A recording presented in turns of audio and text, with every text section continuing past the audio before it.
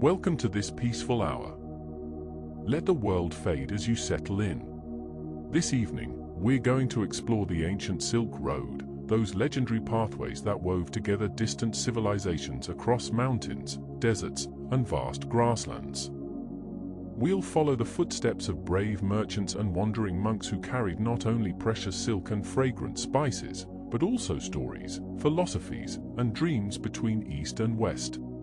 Accompanied by soothing music and abstract imagery, we'll be uncovering little-known wonders and fascinating stories that gently feed your curiosity as you drift towards sleep. If you enjoy these calm adventures with us, don't be shy. Like, subscribe, and leave a comment to help other smart sleepers dream too. And now, take a deep breath, let your body sink into comfort, and allow your mind to rest and your eyes to close as the tale unfolds before you.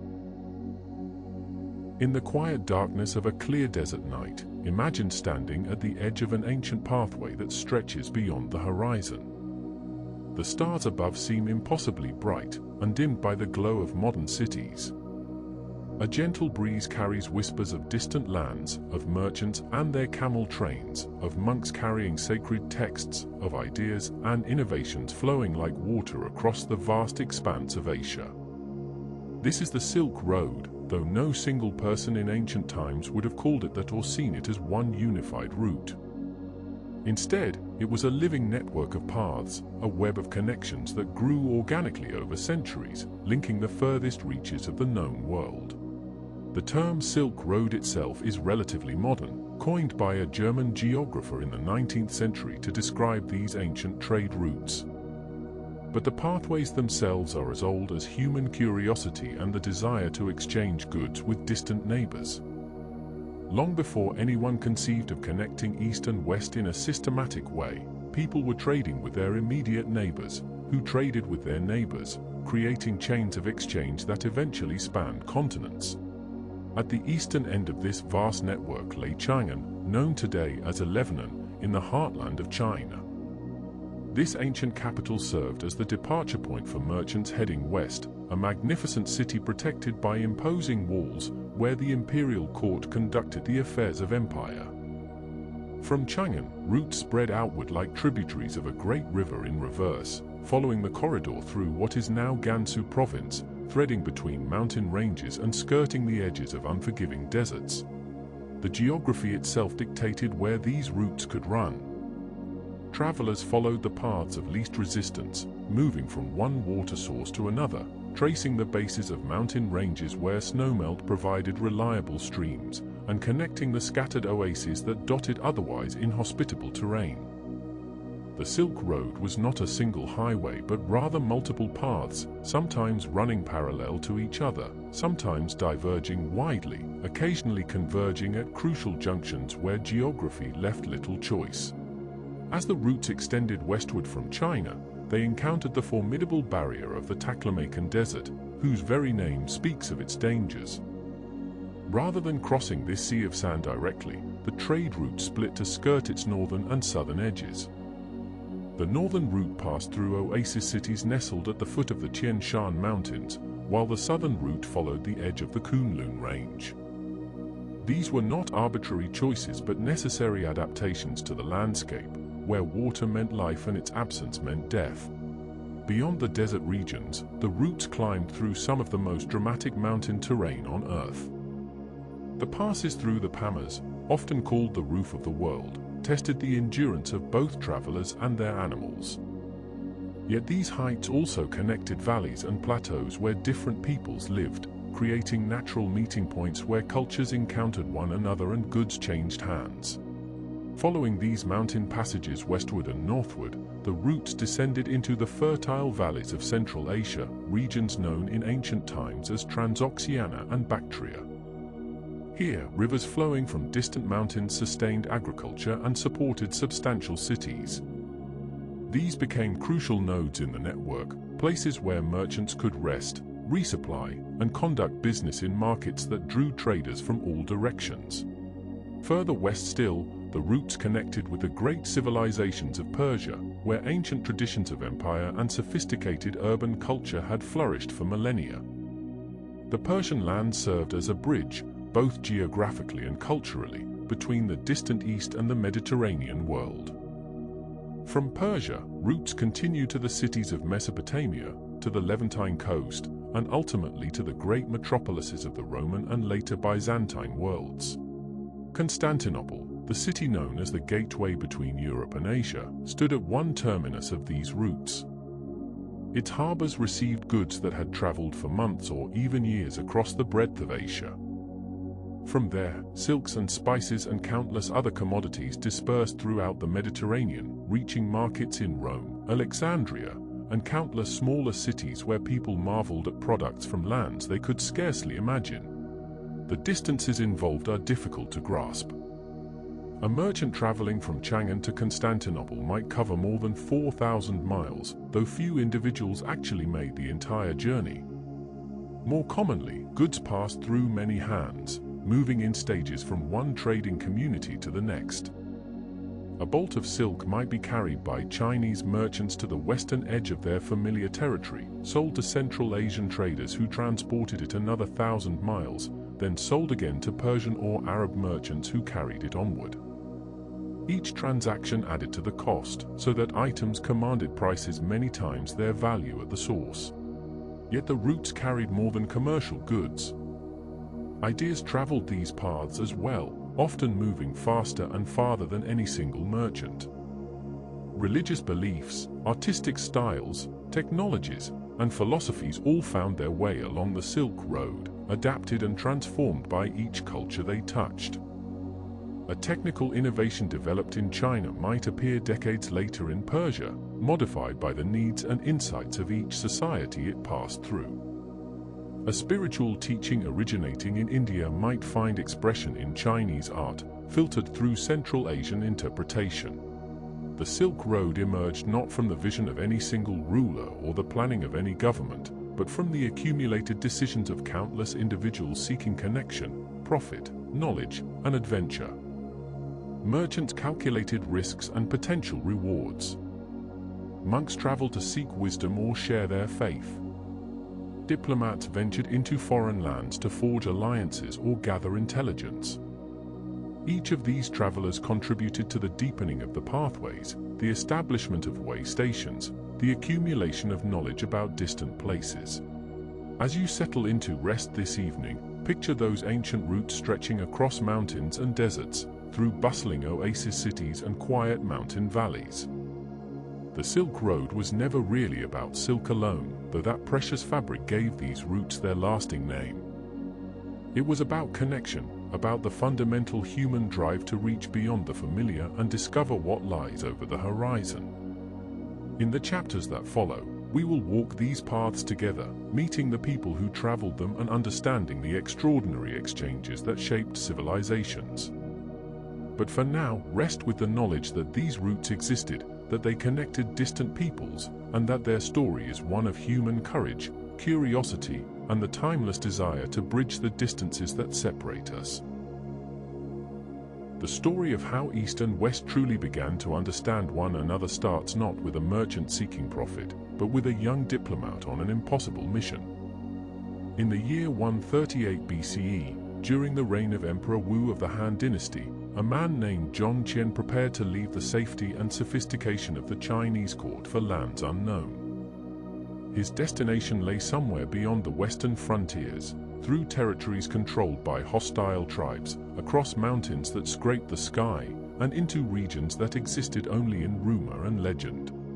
Emperor Wu faced a persistent problem. The Xiongnu, a confederation of nomadic tribes, threatened the northern and western borders of his empire with their skilled horsemen and devastating raids. These warriors of the steppes had grown powerful through their control of pasturelands and their mastery of mounted warfare.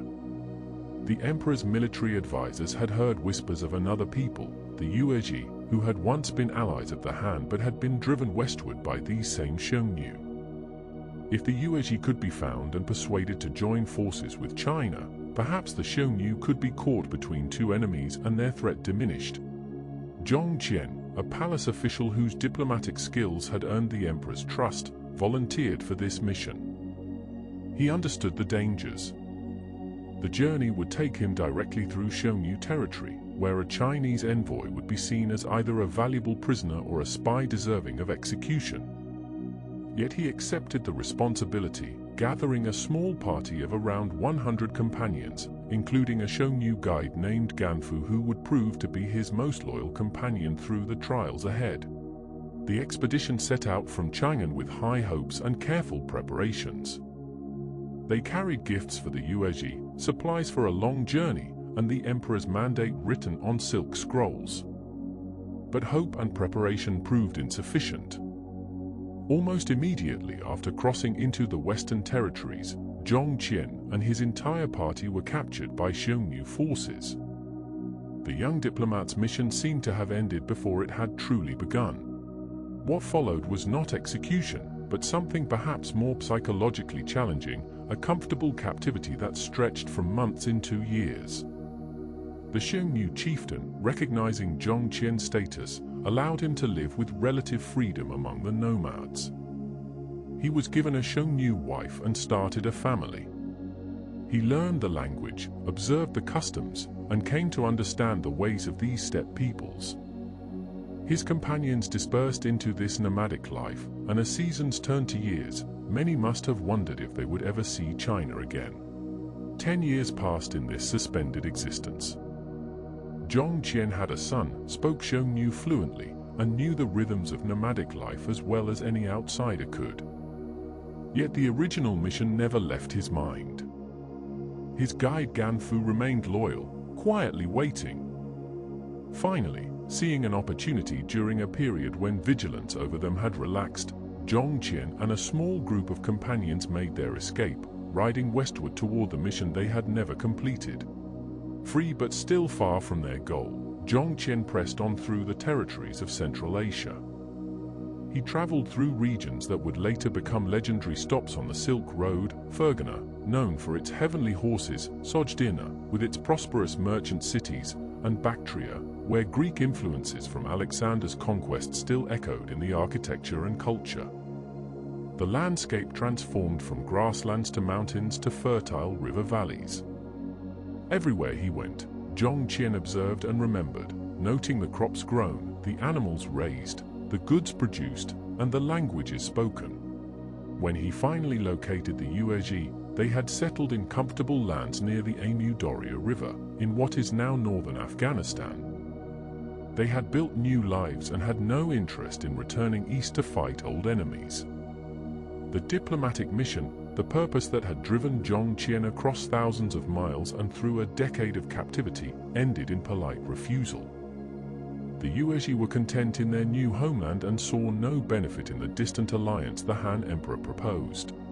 Some might have considered this a failure worth forgetting, but Zhang Qian saw beyond the immediate disappointment. He spent time among the Yuezhi and their neighbors, learning about the interconnected world that existed west of China.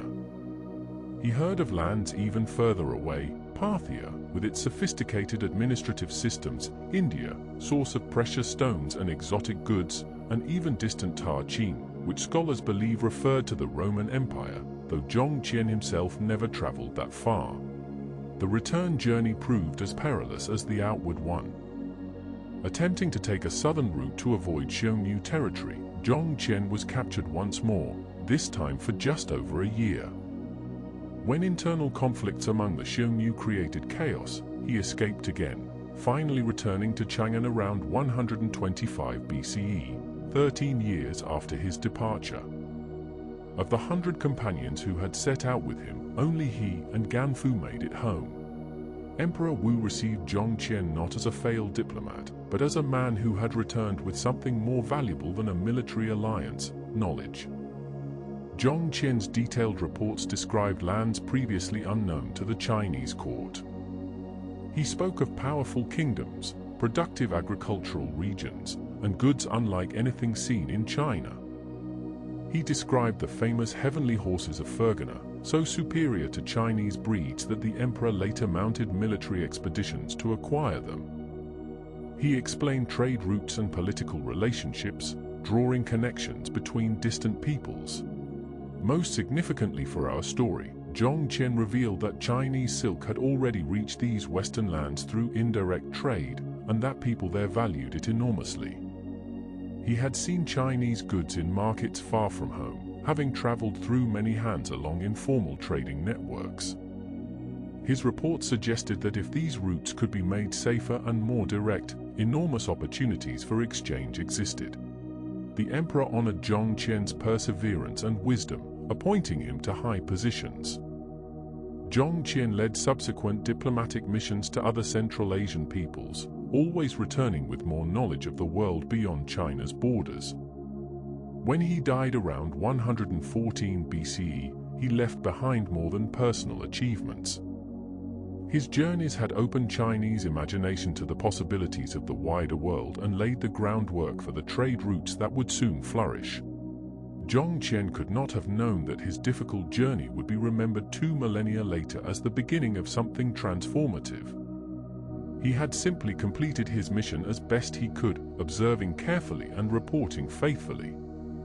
Yet his accounts inspired generations of Chinese merchants, envoys, and explorers to travel westward, gradually establishing the networks of exchange that would carry not just silk, but ideas, religions, and innovations across continents.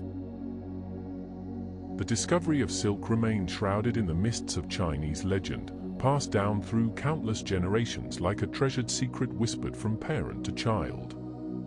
According to ancient tales, it was the Empress Leizu, consort of the legendary Yellow Emperor, who first unraveled the mystery of the silkworm around 2700 BCE. The story tells of how a cocoon fell from a mulberry tree into her cup of tea, and as the hot water loosened the delicate threads, she watched in wonder as a single continuous strand began to unwind. Whether this moment truly occurred or simply represents the poetic imagination of storytellers, it captures something essential about silk itself, a material so fine and lustrous it seemed touched by magic. The reality of silk production, while perhaps less romantic than imperial tea ceremonies, was no less remarkable. Deep in the fertile valleys of ancient China, farmers learned to cultivate white mulberry trees and to raise the tiny caterpillars that fed exclusively on their leaves. These creatures, the larvae of the silk moth Bombyx mori, became the foundation of an industry that would transform global trade. The silkworms themselves lived brief but purposeful lives, eating voraciously and growing at an extraordinary rate before beginning their transformation. When the time came for metamorphosis, each caterpillar would begin producing a protein fiber from specialized glands, moving its head in figure-8 patterns thousands of times to create a protective cocoon around itself. This single thread, finer than a human hair, could measure nearly a mile in length. The silk farmers, practicing an art that would come to be known as sericulture, had to time their intervention with precision. Before the moth could emerge and break the precious thread, the cocoons were carefully heated, ending the transformation but preserving the intact fiber. The process of turning these cocoons into fabric required patience, skill, and countless hours of meticulous labor. Workers would soak the cocoons in warm water to soften the sericin, the natural gum that held the threads together. Then, with practiced hands, they would locate the end of the filament and begin to reel. Because a single cocoon's thread was too fine for weaving, several strands would be combined and twisted together to create a workable yarn. This silk thread possessed qualities unlike any other natural fiber, at once incredibly strong and impossibly soft, capable of taking rich dyes that seemed to glow with an inner light. The weaving itself represented another layer of artistry. Chinese craftspeople developed increasingly sophisticated looms and techniques, creating fabrics that ranged from gossamer-thin gauzes to heavy brocade embroidered with elaborate patterns. Dragons coiled across imperial robes, phoenixes spread their wings on ceremonial hangings, and delicate flowers bloomed eternally on garments destined for the nobility. The fabric draped with unmatched grace, falling in elegant folds that moved like water. It kept the wearer cool in summer yet provided surprising warmth in winter, and its smooth surface felt like a gentle caress against the skin. Understanding the extraordinary value of their discovery, Chinese rulers made the secrets of silk production a matter of state security.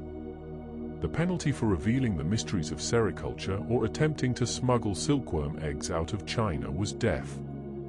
This closely guarded monopoly allowed China to control an industry that would remain theirs alone for nearly 3,000 years. The forbidden nature of this knowledge only enhanced silk's allure in distant lands where people could purchase the finished fabric but could only wonder at its origins. To those who encountered silk for the first time, the material seemed almost supernatural. Roman writers described it with awe, calling it a fleece harvested from trees or wool combed from mysterious plants. Some believed it came from enormous spiders, while others imagined fabulous creatures whose very nature was woven luxury. The ignorance of silk's true origins in the West only added to its mystique and its value. When silk first appeared in Mediterranean markets, it was literally worth its weight in gold, and sometimes more. The Roman elite developed an insatiable appetite for this Eastern luxury. Senators draped themselves in silk togas despite periodic sumptuary laws attempting to restrict such extravagance. Wealthy women commissioned silk garments dyed in the precious purple of Tyrian murex shells, creating ensembles that represented fortunes. Roman historians complained that vast amounts of gold flowed eastward to pay for silk, creating a trade imbalance that concerned imperial treasurers. Yet demand only continued to grow. What made silk so irresistible went beyond mere vanity or fashion. In an age before modern textiles, most fabric was coarse and heavy, suitable for protection but hardly comfortable. Linen offered some relief in warm climates, and fine wool could be pleasant, but silk existed in another category entirely. It represented not just luxury but a tangible improvement in the quality of daily life for those fortunate enough to afford it. A silk garment transformed the experience of clothing from a practical necessity into a sensual pleasure. The fabric also possessed practical advantages that justified its cost to pragmatic merchants and nobles. Silk's tight weave made it naturally resistant to many insects, an important consideration in an era when pests could destroy stored textiles. The material proved remarkably durable despite its delicate appearance, with silk garments passed down through generations as precious heirlooms. Colors applied to silk remained vibrant for decades, even centuries, while dyes on other fabrics faded with time and washing. Beyond personal adornment, silk found uses that demonstrated its versatility. Artists painted on silk scrolls, creating works that could be rolled for transport or storage. Musicians strung instruments with silk strings. Military commanders used silk banners to signal their troops, the fabric's lightweight allowing flags to flutter visibly in the gentlest breeze. Chinese warriors sometimes wore silk next to their skin beneath armor, as the strong fibers could prevent arrows from penetrating deeply into flesh, and the fabric's smooth nature meant it could be pulled free of wounds more easily than rougher materials. As knowledge of this precious commodity spread along the emerging trade routes, silk became more than an item of commerce. It transformed into a currency in its own right, a portable form of wealth that could buy safe passage, secure alliances, or settle debts. Chinese emperors discovered that bolts of silk could accomplish through gift-giving what armies might fail to achieve through force, winning the loyalty of distant tribes and foreign courts. The fabric became diplomatic correspondence written in threads of luxury. The very name that would eventually be given to these ancient trade routes reflected silk's paramount importance. Though thousands of other goods traveled the same paths, though ideas and beliefs journeyed alongside material goods, and though the routes existed for purposes far beyond any single commodity, it was silk that captured the imagination of later historians. The Silk Road took its name from the fabric that, more than any other trade good, justified the immense effort required to cross deserts, scale mountains, and bridge the vast distances between civilizations. In the quiet rustle of silk, you could hear the whisper of connection between distant worlds, a sound as soft and persistent as the wind across the steppes. As the caravans laden with precious silk departed from the great cities of China, they faced a journey that would test the limits of human endurance and determination. The route ahead stretched across one of the most formidable landscapes on Earth, the vast Samarkand desert, whose very name in the local tongue is said to mean "go in and you won't come out." Yet within this seemingly endless expanse of shifting sands and scorching heat, remarkable oases had flourished for centuries, creating islands of life and commerce that made the impossible journey possible. These oasis cities were not mere stopping points but thriving settlements that became essential links in the great chain of trade connecting east and west. Picture Dunhuang, perched at the eastern edge of the desert where the trade route split into northern and southern paths around the Taklamakan. This city served as the last major outpost of Chinese civilization, a place where merchants would pause to make offerings at Buddhist temples and prepare themselves for the arduous journey ahead.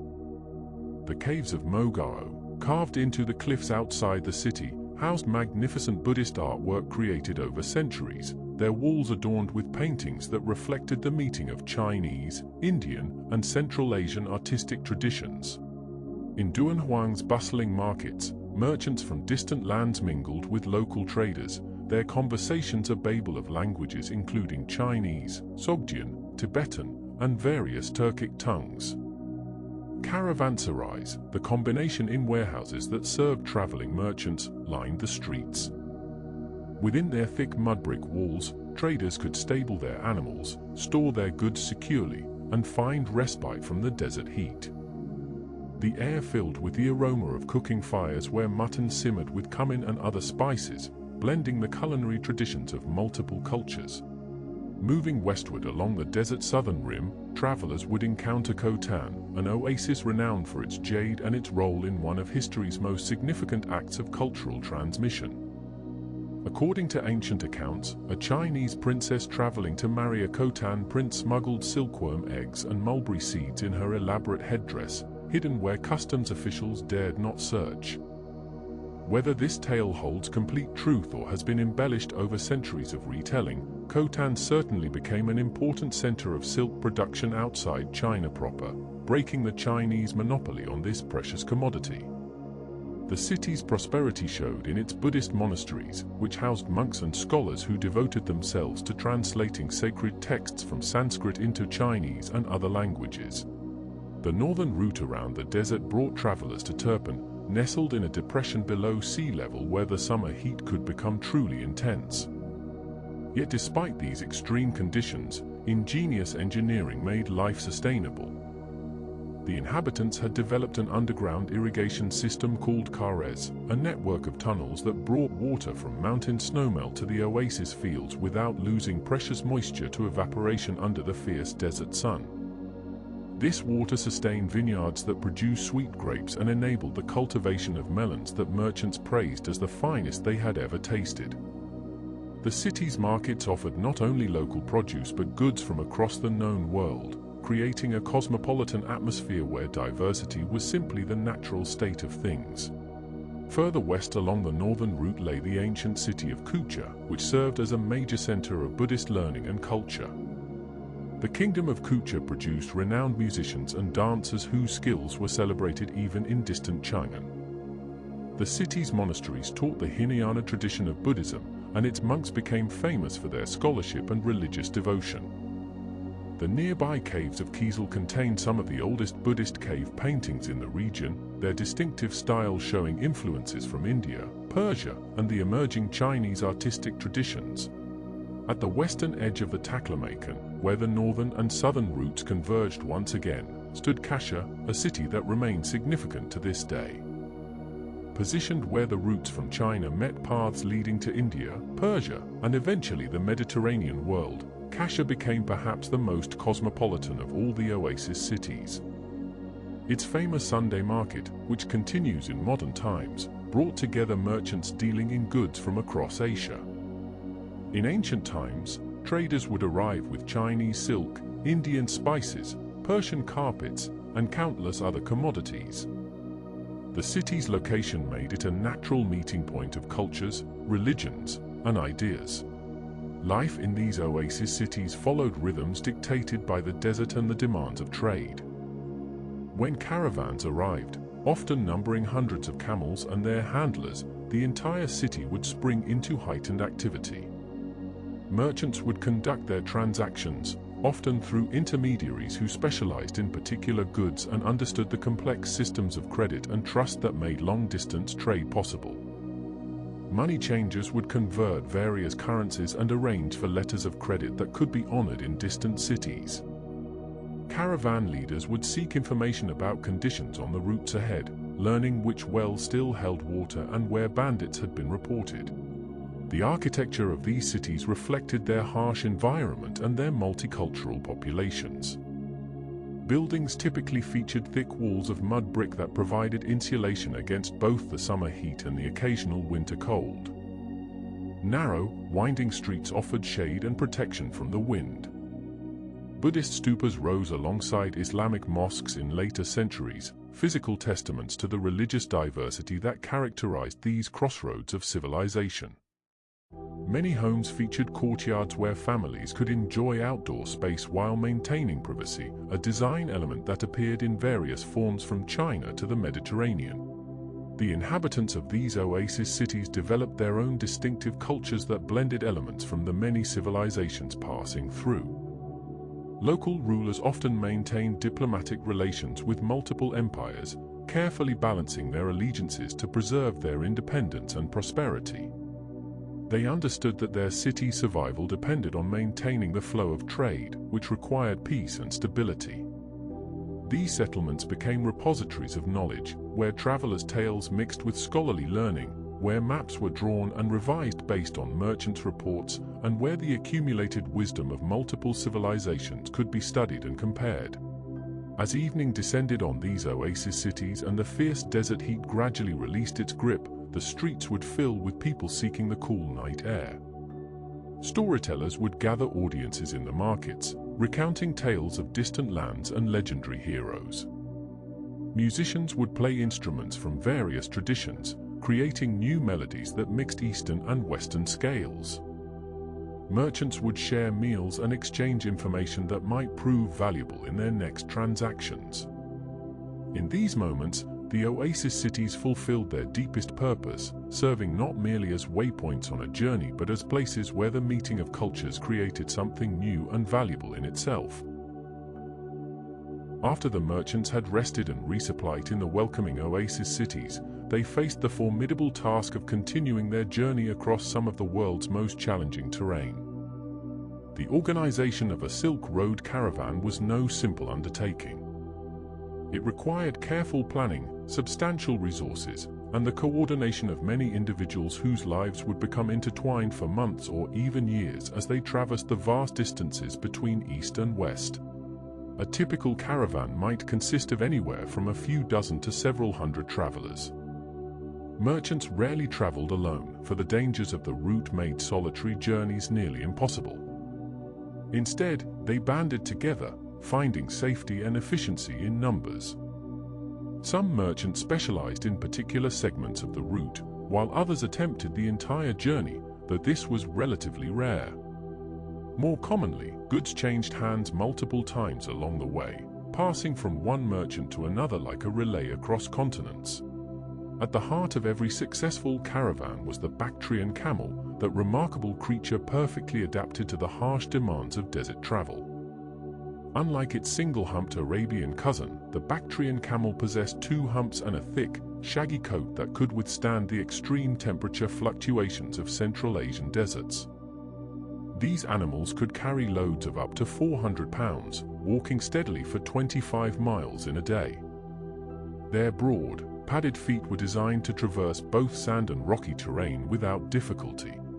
The camel's most extraordinary ability was their capacity to survive without water for extended periods. They could go for days, sometimes even weeks, without drinking, drawing on the fat reserves stored in their humps.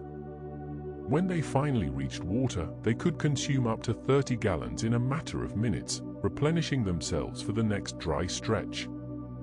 This biological marvel made them indispensable to Silk Road commerce, earning them the enduring nickname of ships of the desert. Loading a camel required skill and experience. The cargo had to be balanced precisely on either side of the animal's back, secured with rope and cloth padding to prevent chafing during the long journey.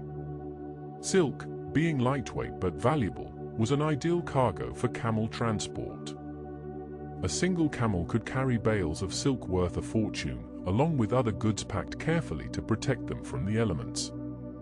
Leather bags, wooden boxes, and tightly woven baskets held spices, gems, and other precious items, all arranged to distribute weight evenly. The caravan moved according to ancient rhythms dictated by nature and necessity. Merchants typically began their travel at dawn, taking advantage of the cooler morning hours. During the height of summer, they might even travel at night, navigating by stars and the knowledge of experienced guides who knew every landmark along the route. These guides, often hired from local populations who had spent their entire lives near particular sections of the Silk Road, were invaluable. They knew where to find water, which paths were passable during different seasons, and how to read the signs of approaching sandstorms. The pace of travel was measured and deliberate. A caravan might cover 15 to 25 miles in a day under favorable conditions, but progress could slow dramatically in difficult terrain or adverse weather. The journey from one major city to another could take weeks or months. Patience was not merely a virtue but a necessity. Merchants learned to accept the natural tempo of their journey, understanding that haste could lead to exhausted animals, damaged goods, or dangerous mistakes. Rest stops were carefully planned, usually coinciding with oases, caravanserais, or settlements along the route. During these breaks, which might last anywhere from a few hours to several days, the camels were unloaded, watered, and fed.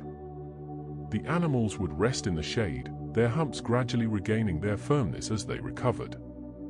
Meanwhile, the merchants would negotiate trades, gather information about conditions ahead, and repair any equipment damaged during travel. The challenges these caravans faced were numerous and ever-present. Temperature extremes tested both human and animal endurance. Daytime heat in the desert could exceed 120 degrees, hot enough to make metal tools painful to touch. Yet nights could plunge below freezing, especially at higher elevations and during winter months. Travelers wrapped themselves in layers that could be added or removed, learning to protect their skin from both burning sun and bitter cold. Sandstorms represented one of the most terrifying hazards. These massive walls of wind-driven sand could appear with little warning, reducing visibility to mere feet and making breathing difficult.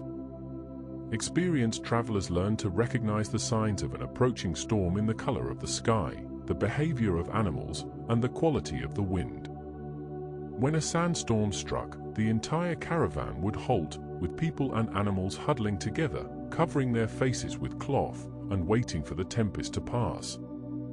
These storms could last for hours or even days, and many travelers spoke of the eerie howling of wind through the desert, a sound that seemed to carry voices from the ancient past.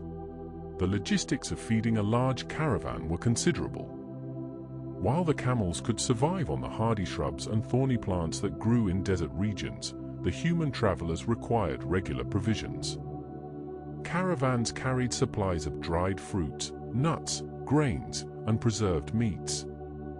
Water was perhaps the most carefully managed resource, with every drop accounted for and rationed according to the distance to the next reliable source. Leather water bags hung from the sides of pack animals, and experienced merchants could estimate their water supplies with remarkable accuracy. At night, when the caravan made camp, the desert transformed into a temporary community. Tents were erected, fires were lit for cooking and warmth, and the various members of the caravan settled into their evening routines. Guards were posted to watch for bandits or wild animals. Stories were shared among the travelers, tales of distant lands and successful trades, accounts of dangers overcome and fortunes made. These evening gatherings served as forums for exchanging information, with merchants learning about market conditions in cities ahead or hearing warnings about new hazards on the route. The diversity within a single caravan could be remarkable. Chinese silk merchants might travel alongside Persian spice traders, with Sogdian intermediaries facilitating communication between them.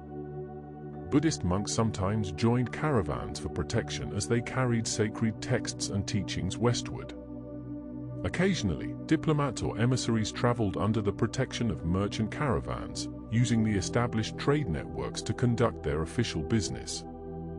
This mixing of peoples from different cultures, speaking different languages and practicing different customs, created a unique mobile society united by the shared purpose of trade and the common challenges of the journey. As dawn broke over the desert and the caravan prepared to move once more, each member knew that they were participating in something far greater than a simple commercial transaction. They were links in a chain of connection that stretched across continents, carrying not just goods but ideas, beliefs, and knowledge between the great civilizations of the ancient world. As the great camel caravans wound their way through mountain passes and across endless expanses of sand, they moved through territories controlled by various kingdoms and empires, each leaving its mark on the flow of trade and culture. Among these realms, none proved more significant to the flourishing of the Silk Road than the Kushan Empire, a civilization that rose to prominence in the 1st century of the Common Era and whose influence would shape the course of exchange between East and West for generations. The Kushans emerged from the complex movements of peoples across Central Asia, their origins tracing back to nomadic groups who had migrated from the northern steppes. By the 1st century, they had established control over a vast territory that stretched from the edges of northern India through modern-day Afghanistan and into the heartlands of Central Asia. This geographic position placed them at the very crossroads of the ancient world, where the trade routes from China met the paths leading to India, Persia, and ultimately to the Mediterranean lands beyond.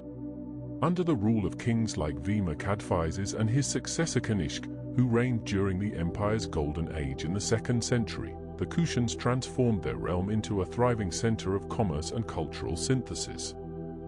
The empire's position was not merely geographical good fortune. The Kushan rulers actively cultivated trade, understanding that the movement of merchants through their territories brought wealth in the form of taxes and tribute, while the exchange of ideas enriched their cities in ways beyond mere material prosperity. The Kushan capital of Bagram, located in what is now Afghanistan, became a treasure house where goods from across the known world accumulated. Archaeological excavations at this site have revealed extraordinary finds: delicate glassware from the Roman Empire, intricate ivory carvings from India, lacquered objects from China, and bronze sculptures displaying a fusion of artistic traditions. These discoveries offer us a window into the cosmopolitan nature of Kushan cities, where merchants speaking different languages and practicing different customs mingled in bustling marketplaces. The Kushan rulers demonstrated a remarkable tolerance for diverse beliefs and practices, a pragmatic approach that served their commercial interests well. Their coins, which circulated widely along the trade routes, display a fascinating array of deities from multiple religious traditions. Greek gods like Helios and Hephaistos appear alongside Persian deities, Hindu gods, and Buddhist symbols. This religious pluralism reflected the reality of their empire, where travelers and settlers from many lands brought their faiths with them and found acceptance under Kushan rule. The empire's cities grew wealthy on the taxes levied from passing caravans. Rather than imposing burdensome restrictions, the Kushans maintained safe passage through their territories, understanding that merchants who felt secure would return again and again, creating steady streams of revenue. They built caravanserais, those vital rest stops where traders could find shelter, food, and water. They maintained wells and way stations across difficult terrain. They policed the routes, protecting merchants from bandits who might otherwise prey upon laden caravans. Kanishk, perhaps the most celebrated of Kushan rulers, appears in historical accounts as a patron of Buddhism, though his coins suggest he honored multiple faiths. During his reign, which likely occurred in the 2nd century, the empire reached its greatest extent and influence. The king convened a Buddhist council that helped standardize certain teachings and encouraged the spread of Buddhism along the trade routes. Monasteries established under Kushan patronage became centers of learning where monks studied texts in multiple languages and produced new translations that would carry Buddhist teachings into China and beyond. The Kushan artistic style, known to historians as Gandharan art, exemplifies the cultural blending that characterized their empire. In the region of Gandhara, located in the northwestern reaches of the Indian subcontinent, artists created Buddhist sculptures that displayed clear influences from Greco-Roman artistic traditions. The flowing robes of Buddhist figures resembled those of Greek and Roman statues, while the faces showed realistic, individualized features rather than the more stylized forms of earlier Indian art. These sculptures represented not mere imitation but creative synthesis, as artists drew from multiple traditions to create something distinctively their own. The merchants who traversed Kushan territories carried more than silk and spices. They transported ideas about governance, philosophy, and art. A trader from the Roman East might witness Kushan religious practices and carry tales of them westward.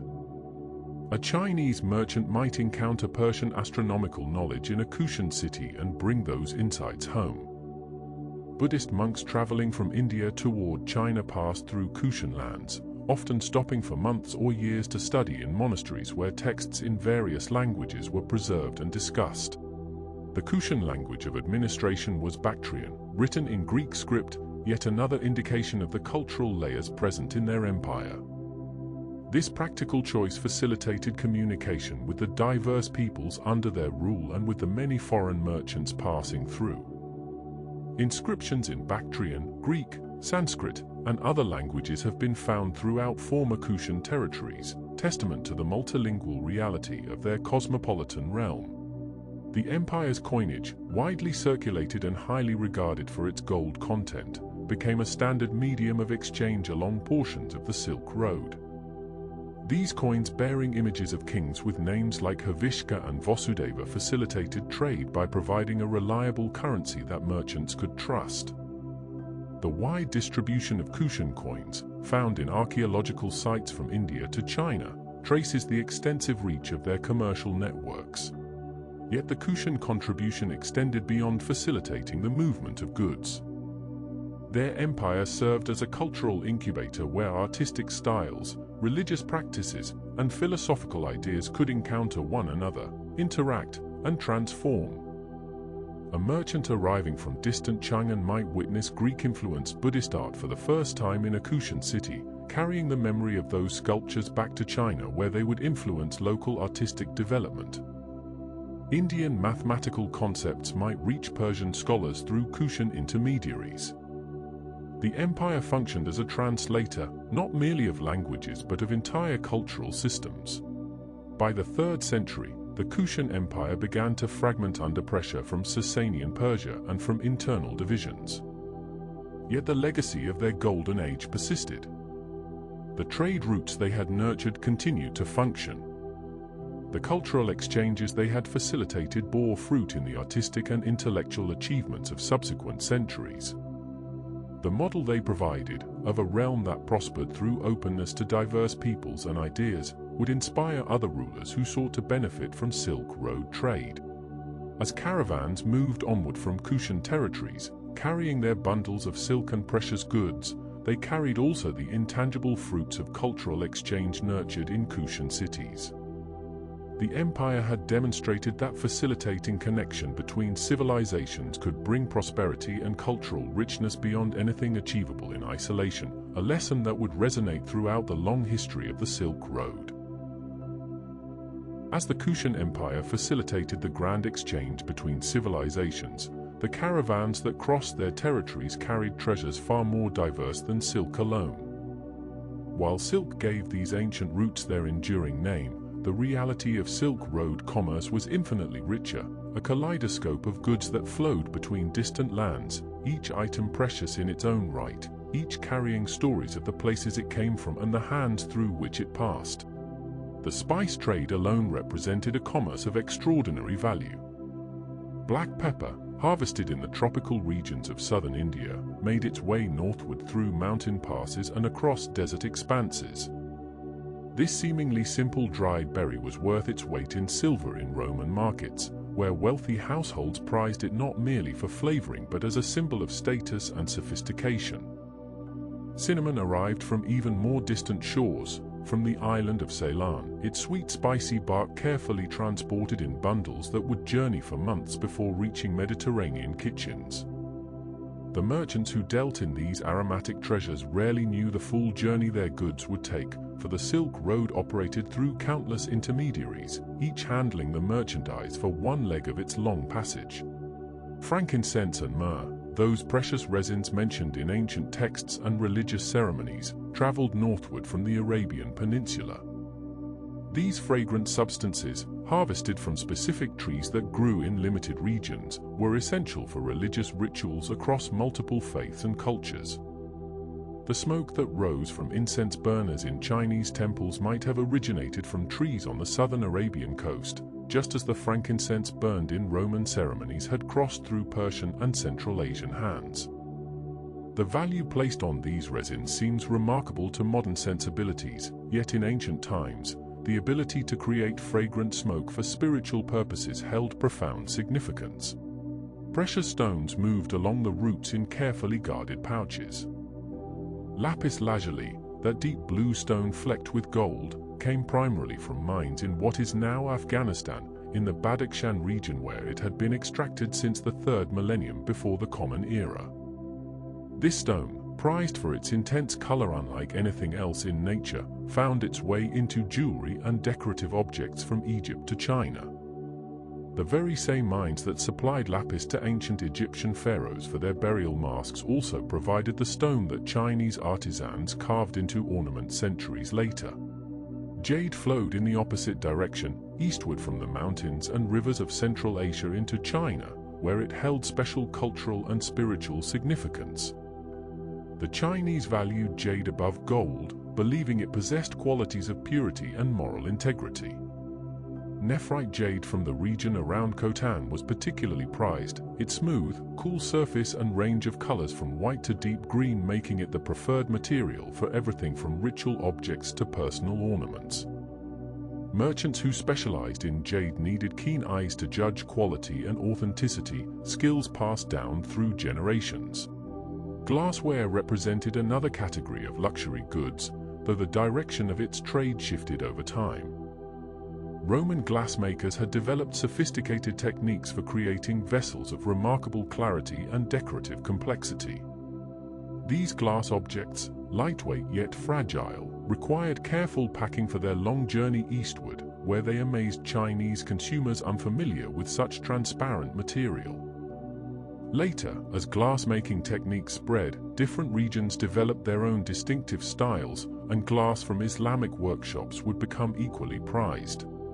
The trade in textiles extended far beyond silk. Wool textiles from Central Asian regions, cotton fabrics from India, and later, carpets woven with intricate designs all found markets along the routes. Each textile tradition reflected local expertise and aesthetic sensibilities. Persian carpets, with their elaborate patterns and rich dyes, became treasured possessions for those who could afford them. Indian cotton, lighter and more comfortable in warm climates than wool or silk, gradually found markets throughout the network of trade routes. Metals moved along these pathways as well, though their weight made them expensive to transport relative to their value. Gold and silver traveled as both currency and commodity. Iron and steel goods, particularly weapons and tools of superior quality, commanded high prices far from their places of manufacture. Chinese metallurgists developed techniques for creating steel of exceptional strength, and their products were sought after by warriors and craftsmen across Central Asia. Exotic animals occasionally made the journey as diplomatic gifts or curiosities for wealthy collectors. Chinese emperors received horses from Central Asian breeds known for their strength and endurance, animals that would improve Chinese cavalry capabilities. In return, creatures from the east sometimes traveled westward, though the difficulty of keeping animals alive during months of travel limited this trade. More commonly, animal products made the journey instead, from furs and leather to ivory and horn, each valued for its particular qualities. Medicines and medicinal substances represented another significant category of trade goods. Different regions had developed their own pharmacological knowledge, and rare plants or mineral substances believed to have healing properties could command extraordinary prices. Rhubarb root from China was valued in the West as a medicine.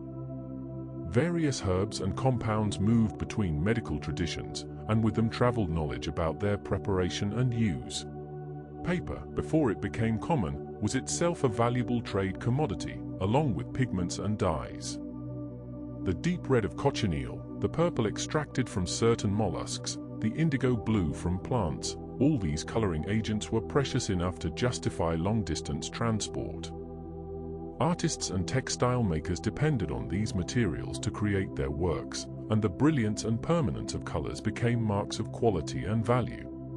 Musical instruments and the knowledge of music making crossed the routes as well.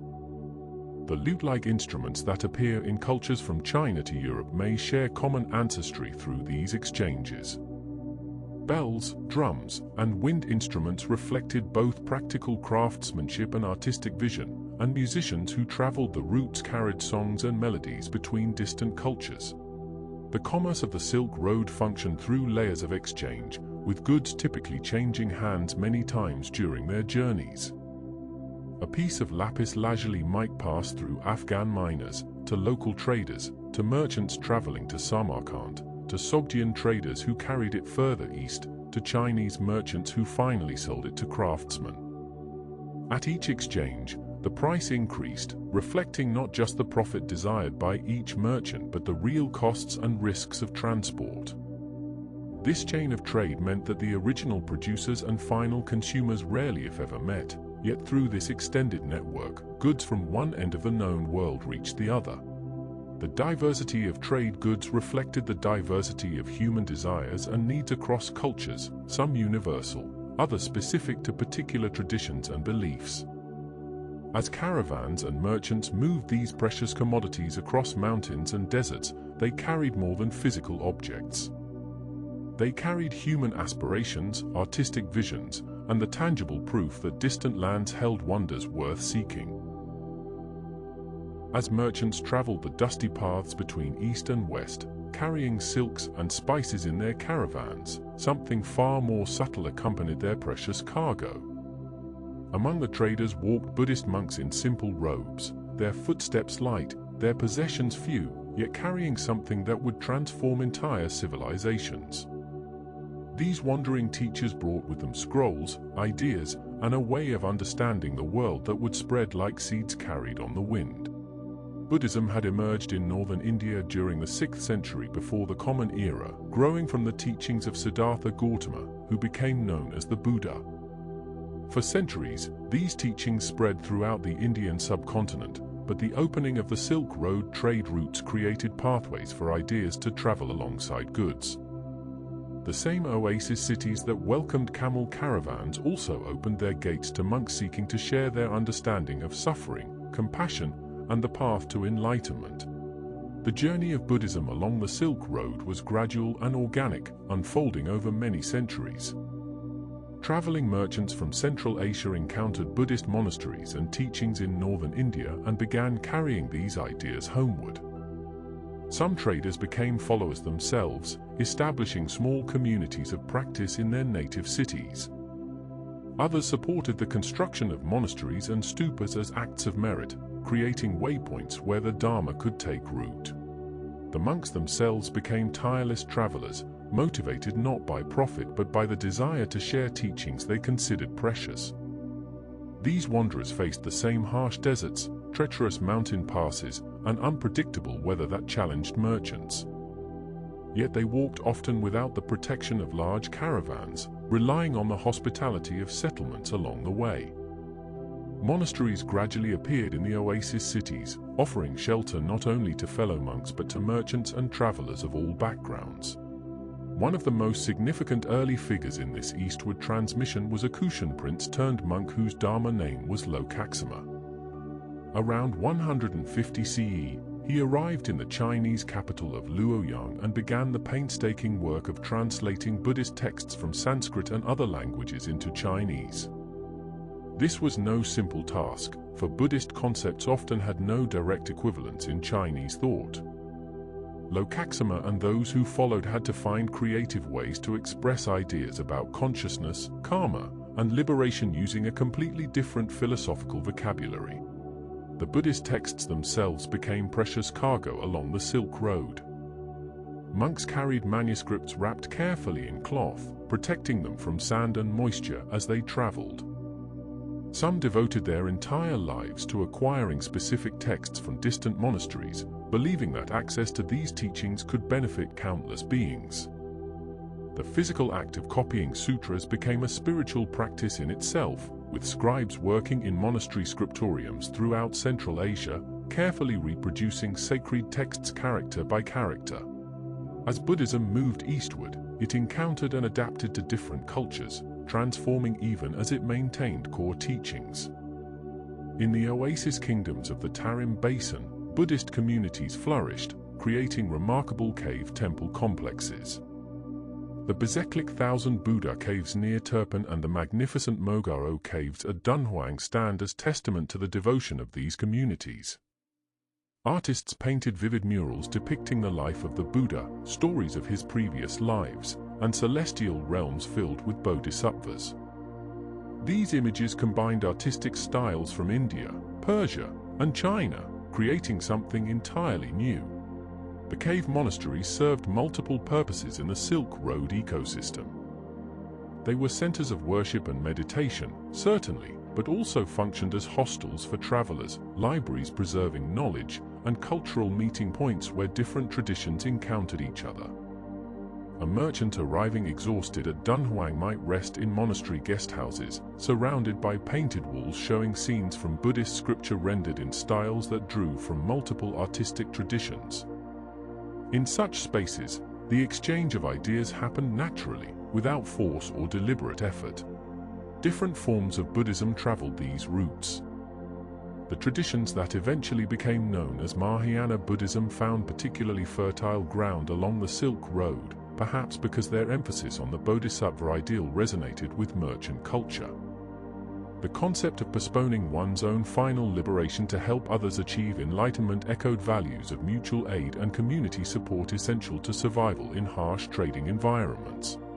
By the 4th century CE, Buddhism had become well established in China, though it continued to evolve and adapt. Chinese monks began making the reverse journey, traveling westward to India to study at the religion source and bring back texts and teachings. One such pilgrim, Qian, left Chang'an in 399 CE and spent 15 years traveling through Central Asia and India, visiting holy sites and collecting scriptures. His written account of this journey provides invaluable historical information about the kingdoms and monasteries he encountered. The most famous of these Chinese pilgrims was Xuanzang, who departed for India in 629 CE. His 16-year journey took him through the deserts and mountains of Central Asia, where he studied at major monasteries and acquired hundreds of Buddhist texts. Upon his return, he spent the rest of his life translating these works into Chinese, fundamentally shaping how Buddhism would be understood and practiced in East Asia. The story of his journey, later embellished into the classic tale The Journey to the West, captures the imagination to this day. These traveling monks created networks of knowledge exchange that paralleled merchant networks. Monasteries in different cities maintained connections, with monks carrying letters and questions between communities. Debates about doctrine and practice unfolded across thousands of miles, with responses sometimes taking years to arrive. This slow, deliberate exchange of ideas contrasted with the relatively quick movement of trade goods, yet proved equally transformative. The spread of Buddhism along the Silk Road also facilitated exchanges in art, architecture, and science. Indian mathematical concepts, including early forms of the decimal system, traveled along these routes. Astronomical knowledge moved in multiple directions, as scholars from different traditions compared observations and techniques. Medical texts and healing practices crossed borders, enriching the therapeutic knowledge available in different regions. As Buddhism established itself in new lands, it brought with it not just religious practices but entire ways of organizing communities and preserving knowledge. The monastery model provided a structure for education, scholarship, and social services that influenced societies far beyond the religious sphere. The careful copying and preservation of texts helped maintain literacy and learning during periods of political upheaval. The transformation was never one-directional. Just as Buddhism changed the societies it entered, those societies changed Buddhism. Chinese philosophical concepts influenced how Buddhist ideas were understood and expressed. Central Asian artistic traditions shaped how Buddhist figures and narratives were depicted.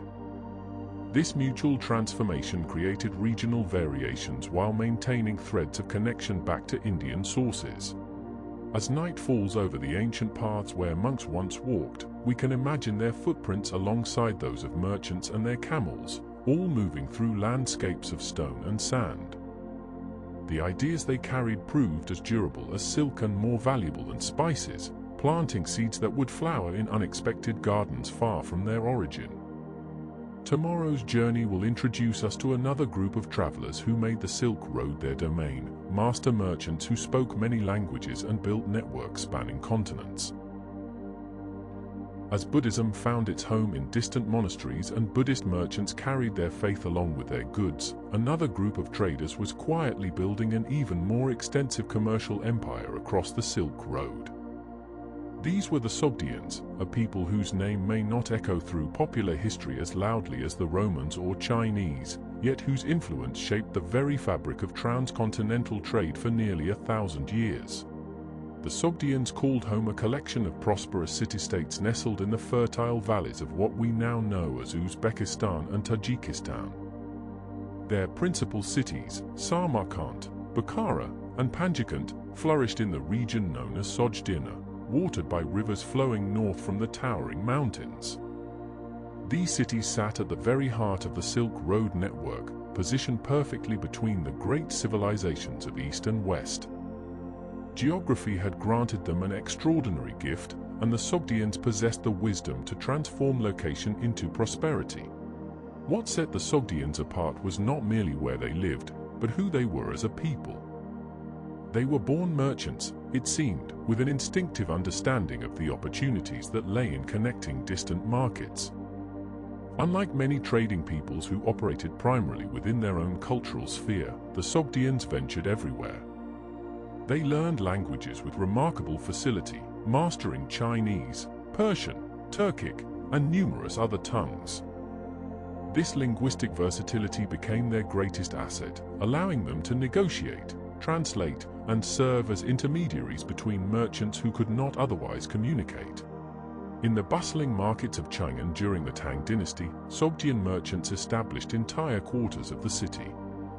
They dressed in their distinctive long coats, spoke Chinese with varying degrees of fluency, and conducted business with the ease of men who had done so for generations. Yet these same merchants maintained homes and families back in Samarkand, thousands of miles to the west. They were truly citizens of the Silk Road itself, comfortable in multiple worlds, belonging entirely to none and yet welcomed in all.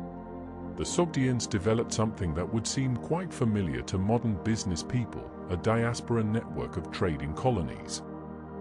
In cities across Central Asia, in the oasis towns of the Tarim Basin, in Chinese urban centers, and in settlements reaching as far as Byzantium, Sogdian communities established themselves.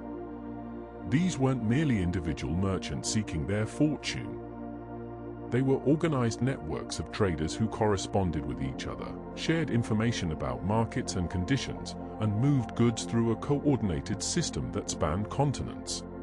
Archaeological discoveries have given us remarkable glimpses into Sogdian commercial life.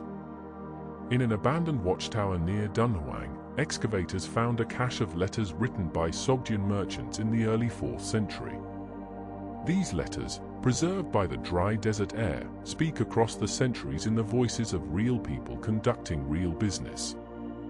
One merchant writes to his business partner about a shipment of textiles that has been delayed. Another writes home to Samarkand, describing market conditions in China. A third addresses family matters, asking about relatives and expressing the loneliness of being far from home. These fragments of correspondence reveal not just trade statistics, but the human experience of life as an itinerant merchant on the ancient Silk Road. Samarkand itself grew wealthy beyond measure from this trade.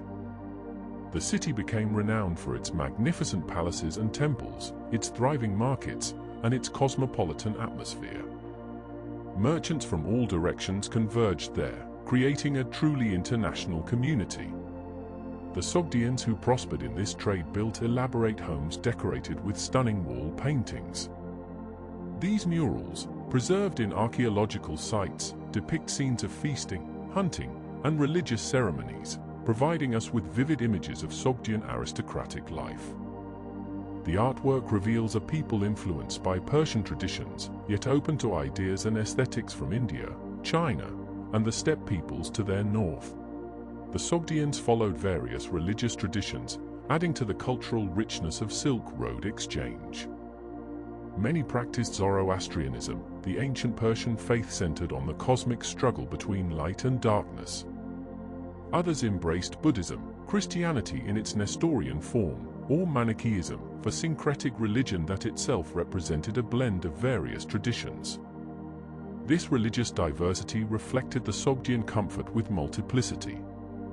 They were merchants of ideas as much as goods, and their cities became places where different worldviews coexisted and mingled. Their commercial practices were sophisticated and remarkably modern in conception. The Sogdians used contracts, credit arrangements, and partnership agreements. They established shared caravanserais where traveling merchants could find lodging, store goods, and conduct transactions. They created a reputation for reliability that became their most valuable commodity. When a Chinese official or a Persian nobleman wanted to purchase goods from distant lands, they turned to Sogdian merchants not just because these traders could physically transport the items, but because they trusted Sogdian business practices. The Sogdians also played a crucial role in cultural transmission beyond commerce. Because they traveled so extensively and learned so many languages, they became translators of texts and ideas. Buddhist scriptures traveling from India to China often passed through Sogdian hands and minds, sometimes being translated into Sogdian before rendering into Chinese. Stories, legends, and philosophical concepts moved along the same networks that carried silk and spices, often facilitated by these multilingual intermediaries. In the markets of Bukhara, merchants evaluated the quality of Chinese silk with expert eyes, negotiating prices that reflected not just the material's beauty but also the complex calculations of transport costs, risk, and demand in distant markets. They understood arbitrage across space and time, buying where goods were plentiful and selling where they were rare, extending credit when necessary, and building the relationships that made repeated transactions possible. In this way, they functioned much like the merchant bankers who would emerge in medieval Europe centuries later. As the evening shadows lengthened across the ancient trading cities, as merchants completed their transactions and prepared for yet another journey across desert or mountain pass, the Sogdians embodied the essential spirit of the Silk Road itself. They were the human connections that transformed separate civilizations into a connected world. Through their enterprise, their linguistic abilities, and their willingness to venture into distant lands and make them familiar, these master merchants ensured that goods, ideas, and innovations flowed steadily along the ancient routes. While empires rose and fell, while dynasties changed and borders shifted, the Sogdian trading networks persisted, adapting and enduring through centuries of transformation. Their legacy would be the demonstration that commerce, at its best, builds bridges between peoples and creates prosperity through connection rather than conquest. The merchants who had traveled so far across deserts and mountains, carrying their precious cargoes through oasis cities and along treacherous passes, finally approached their destinations in the west. Here, where the trade routes converged at the edge of the Mediterranean world, great cities rose to meet the demand for eastern luxuries. These bustling metropolitan centers served as the final stops on the Silk Road's westward journey, where goods would be dispersed throughout the Roman and later Byzantine worlds. Constantinople stood as perhaps the most magnificent of these western terminals. built on the strategic point where Europe meets Asia, separated only by the narrow waters of the Bosphorus, the city that would later be called the Queen of Cities occupied an almost perfect position for trade. Merchants arriving from the Silk Road found themselves in a metropolis that rivaled anything they had seen in their long travels. The city's massive walls enclosed a world of marble colonnades, grand forums, and bustling marketplaces where the languages of a dozen nations mingled in the air. The great palace of Constantinople housed emperors who wrapped themselves in silk as a symbol of their authority. The imperial workshops, carefully guarded and controlled, produced some of the finest textiles outside of China itself. Once Byzantine craftsmen had finally uncovered the secrets of sericulture. But before that knowledge arrived, every thread of silk had to be purchased from merchants who had carried it across continents, making the fabric worth literally its weight in gold. In the city's marketplaces, stalls overflowed with goods from impossible distances. Pepper from India sat in sacks beside cinnamon from Ceylon. Chinese silk hung in shimmering folds next to Persian carpets. The air itself carried the mingled scents of frankincense, myrrh, and spices whose names the local buyers could barely pronounce. Merchants from as far away as Scandinavia and Britain came to Constantinople seeking these eastern treasures, creating chains of trade that stretched from the Pacific to the Atlantic. The Mies, Constantinople's great central street, ran from the imperial palace through the heart of the city, lined with porticoed shops where the wealthiest customers came to examine the finest goods. Here, merchants who specialized in luxury items maintained permanent establishments, their wealth evident in the quality of their shop fronts. Some of these traders had never traveled the Silk Road themselves but instead purchased from those who had, adding their own markup to goods that had already passed through many hands. To the south, the ancient city of Anj served as another crucial terminus. Located in what is now southern Turkey, Anj had been a great city since Hellenistic times, and its position near the Mediterranean coast made it an ideal distribution point. Caravans arriving from Persia and Central Asia found in Anj a cosmopolitan marketplace where Greek, Aramaic, Latin, and Persian speakers conducted business together. The city's merchants had developed sophisticated networks throughout the Mediterranean, able to move goods quickly to markets in Italy, Greece, North Africa, and Egypt. Further south still, Alexandria in Egypt maintained its ancient reputation as a center of commerce and learning. Since its founding by Alexander the Great, the city had served as a meeting point between Africa, Asia, and Europe. Ships arrived at its harbors carrying goods from India and the Arabian Peninsula, while caravans from the Red Sea ports brought items that had traveled the southern routes of the Silk Road network. Alexandria's merchants were known for their ability to assess the quality and value of goods from distant lands, and their judgment helped set prices throughout the Mediterranean world. In these western cities, the true value of Silk Road goods became apparent. A Roman senator might pay a fortune for enough silk to make a single garment. Wealthy women adorned themselves with jewelry featuring lapis lazuli from Afghanistan or pearls from the Persian Gulf. The exotic nature of these items only increased their desirability, as buyers marveled at objects that had traveled distances they could scarcely imagine. The markets operated with a complexity that matched the international nature of the trade. Money changers sat at tables, ready to exchange the various coinages that circulated throughout the ancient world. Translators offered their services to help bridge language barriers. Scribes documented transactions, creating records that would allow merchants to track the movement of goods and settle accounts with distant partners. The business of long-distance trade required trust and reliable systems, and these cities developed the infrastructure to support it. Not all the exchange was purely commercial. These western terminal cities became repositories of knowledge and culture from the East. Travelers brought not just silk and spices but also ideas, techniques, and stories. Motifs from Chinese and Persian art began appearing in Byzantine mosaics and metalwork. Medical knowledge from India and Central Asia reached Greek and Roman physicians.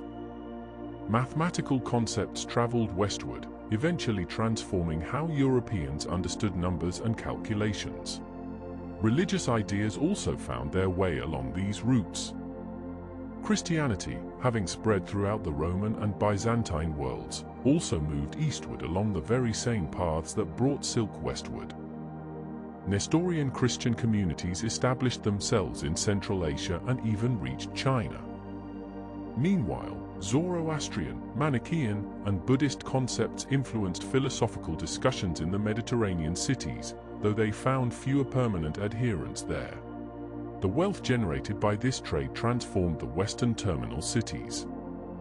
Successful merchants built grand homes and sponsored public works.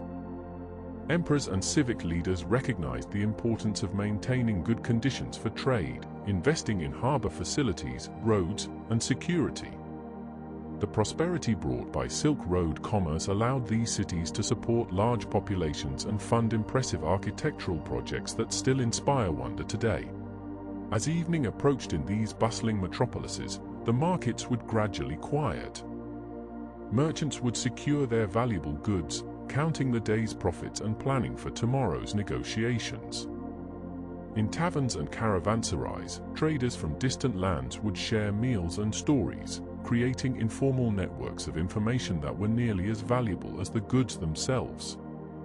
A merchant who knew which cities faced shortages or which goods were currently fashionable could gain significant advantages. The western terminus cities represented the culmination of journeys that might have taken years to complete. Here, the silk that had begun as a cocoon in China, the spices that had grown in tropical lands, and the precious stones mined from mountain ranges finally reached the customers who would treasure them. Yet even as these goods found their final destinations, new caravans were already forming, preparing to make the long journey back eastward, carrying Roman glassware, Mediterranean coral, and gold coins to begin the cycle anew. As the great caravans made their dusty progress across the deserts and mountains of Central Asia, another network of routes was quietly carrying an even greater volume of goods across the waters of the Indian Ocean and the South China Sea. The Maritime Silk Roads, as these sea lanes came to be known, offered merchants an alternative to the challenging overland journey, one governed not by the availability of oases or the whims of territorial rulers, but by the predictable rhythm of the monsoon winds. These seasonal winds were the key to everything. For millennia, sailors and merchants living around the Indian Ocean had observed how the winds changed direction with remarkable regularity. During the summer months, the southwest monsoon blew from the African coast toward India and beyond to Southeast Asia. Then, as reliably as the seasons themselves, the winds reversed. The northeast monsoon carried ships back westward during the winter months. This natural pattern created a kind of maritime highway, where vessels could sail with the wind at their backs in both directions, provided they timed their voyages correctly and were willing to wait out the opposing monsoon at distant ports. The maritime routes connected a vast arc of coastal civilizations. Chinese junks departed from ports like Guangzhou and Quanzhou, their holds filled with silk, porcelain, and lacquerware. These sturdy vessels, with their distinctive battened sails and watertight compartments, were marvels of naval architecture, capable of carrying far more cargo than the camel trains could manage overland. They sailed southward to the ports of what is now Vietnam, then westward along the coasts of the Malay Peninsula and across the Bay of Bengal to the great trading cities of southern India. Indian ports like Calicut and Muziris became crucial nodes in this maritime network. Here, Chinese goods were traded and transferred to Arab dhows, vessels with their elegant triangular lateen sails that could tack efficiently against the wind. Indian merchants contributed their own exports to the flowing exchange, fine cotton textiles, precious gems, fragrant sandalwood, and the pepper and spices that grew in the lush forests of the subcontinent. The textile workshops of India produced fabrics so fine and colorful that they were treasured from China to the Mediterranean, their quality rivaling even Chinese silk in certain markets. Arab and Persian sailors dominated the western portions of the maritime routes, their knowledge of winds, currents, and stars accumulated over countless generations of seafaring. They carried goods across the Arabian Sea to ports along the Persian Gulf and the Red Sea. From these coastal cities, caravans would then transport maritime cargo overland to Damascus, Baghdad, and eventually to Mediterranean ports. Some Arab vessels sailed further still, hugging the eastern coast of Africa, trading at ports in modern-day Somalia, Kenya, and Tanzania, where African goods like ivory, gold, and exotic woods entered the commercial stream. The maritime Silk Roads also extended eastward from China, reaching the islands of Southeast Asia and the Indonesian archipelago. These tropical islands were themselves the source of some of the most valuable commodities in the ancient world. The Spice Islands, as they would later be known to Europeans, produced cloves, nutmeg, and mace that grew nowhere else on Earth. These tiny islands held what amounted to a monopoly on spices that could preserve food, enhance flavors, and were believed to possess medicinal properties. Ships would make the journey to these remote islands, trading Chinese silks and Indian textiles for cargoes of spices that would command extraordinary prices in distant markets. The journey by sea was not without its perils. Storms could arise with little warning, and typhoons in the South China Sea or cyclones in the Bay of Bengal could send ships to the bottom with all hands lost. Pirates lurked near busy straits and shipping lanes, ready to prey on heavily laden merchant vessels. Reefs and sandbars posed constant navigational hazards, especially in coastal waters. Yet despite these dangers, the maritime routes offered certain advantages that made them increasingly attractive to merchants as the centuries passed. A ship could carry perhaps 50 times the cargo that a camel could bear, making bulk goods economically viable for long-distance trade. Ceramics, which were both heavy and fragile, became a major trade item along the maritime routes in a way they could never have been overland. Chinese porcelain, with its translucent beauty and mysterious production methods, became increasingly available to Western buyers thanks to sea transport. The maritime routes also bypassed the numerous middlemen and territorial authorities that merchants encountered overland, where each kingdom and city-state along the way might demand taxes, tariffs, or tribute. Port cities along the maritime Silk Roads developed their own cosmopolitan character, much like the oasis cities of the desert routes. In these harbor towns, communities of foreign merchants established themselves, building temples to their gods, speaking their languages, and maintaining their customs while engaging in trade with the local population.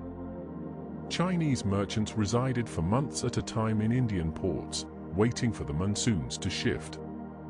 Arab traders maintained permanent quarters in Chinese coastal cities. These merchant communities facilitated trust and communication across vast cultural divides, creating networks of relationships that made long-distance trade more reliable and efficient.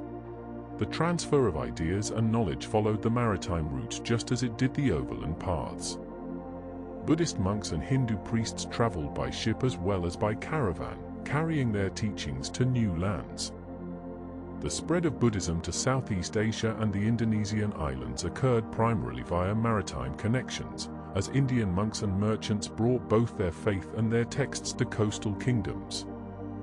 Islamic teachers later followed similar sea routes, spreading their religion to island and coastal communities throughout maritime Asia. These religious transmissions profoundly shaped the cultural development of entire regions. Technological knowledge flowed along the sea routes as well.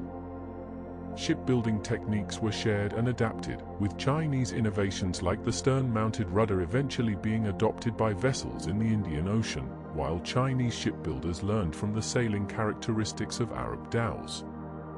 Navigation methods, including the use of the magnetic compass, spread through maritime trading networks.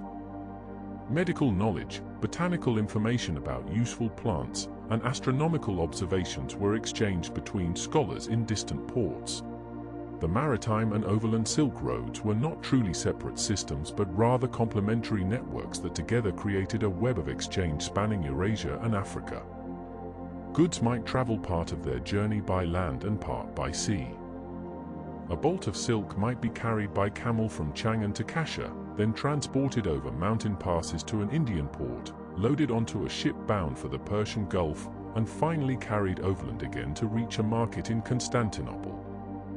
The two networks reinforced each other, providing alternative routes when political instability or natural disasters disrupted one path or the other. As night settles over these ancient sea lanes, we can imagine the lanterns of merchant ships dotting the darkness, their crews waiting patiently for favorable winds, trusting in the seasonal rhythms that had guided sailors for generations before them. The gentle lap of waves against wooden hulls, the creak of ropes and rigging, and the quiet conversations of merchants from distant lands created their own music of exchange and connection. The maritime routes had carried goods and travelers across vast waters, but as the 7th century dawned, the overland Silk Road experienced a remarkable renaissance. At the heart of this revival stood Chang'an, the magnificent capital of the Tang Dynasty, which would soon transform into the most cosmopolitan city the world had yet seen. The Tang emperors, particularly during the reigns of Taizong and Xuanzong, embraced an unprecedented openness to foreign peoples and ideas. Their policies actively encouraged merchants, pilgrims, artists, and diplomats from distant lands to journey to China. This welcoming attitude, combined with political stability and economic prosperity, created conditions unlike any that had existed before along the trade routes. As you might walk through the streets of 8th century Chang'an, you would find yourself in a city of over 1 million residents, laid out in a magnificent grid pattern spanning more than 30 square miles. The scale alone would have been breathtaking, with massive walls enclosing broad avenues that stretched wider than any roads in contemporary Europe. But the true wonder lay not in the city's size, but in its extraordinary diversity. The Western Market, one of two great commercial districts within the city, bustled with a cacophony of languages. Persian merchants displayed their finest textiles in shops alongside Sogdian traders who had traveled the desert routes their families had traversed for generations. Arab sailors, having arrived via the maritime routes and then journeyed overland, offered exotic goods from distant shores. Indian merchants sold precious gems and spices, while traders from the Korean kingdoms and Japanese islands presented their wares alongside those from Southeast Asian ports. The foreign population of Chang'an numbered in the tens of thousands. These weren't merely temporary visitors passing through, but established communities with their own neighborhoods, places of worship, and cultural institutions. Zoroastrian fire temples stood within the city walls, their sacred flames tended by Persian priests who had made this Chinese capital their home. Nestorian Christian churches served congregations that included Syrians, Persians, and Chinese converts. Manichaean meeting houses welcomed followers of that syncretic faith. Buddhist monasteries, by this time thoroughly established in Chinese society, represented various schools and traditions from across Asia. The Tang court itself reflected this international character. Foreign officials served in the imperial administration, bringing their expertise and perspectives to governance. The emperor's guard included soldiers from Central Asian kingdoms, valued for their martial skills and loyalty. Court musicians performed on instruments from Persia and Central Asia, playing melodies that blended traditions from multiple cultures. Dancers from Tashkent and Samarkand entertained at imperial banquets, their swirling movements and exotic costumes captivating Chinese audiences. This mixing of peoples created remarkable cultural fermentation. Chinese poets of the Tang era, celebrated as among the finest in the language's long history, drew inspiration from foreign influences. They wrote verses about grape wine from the western regions, exotic horses from Central Asia, and the haunting music of foreign lands. The poetry of this period reveals a society fascinated by and open to the wider world. Fashion in Chang'an reflected influences from across the Silk Road. Elite women adopted styles that incorporated Persian and Central Asian elements, wearing garments with foreign-inspired patterns and riding horses in a manner considered daring and exotic.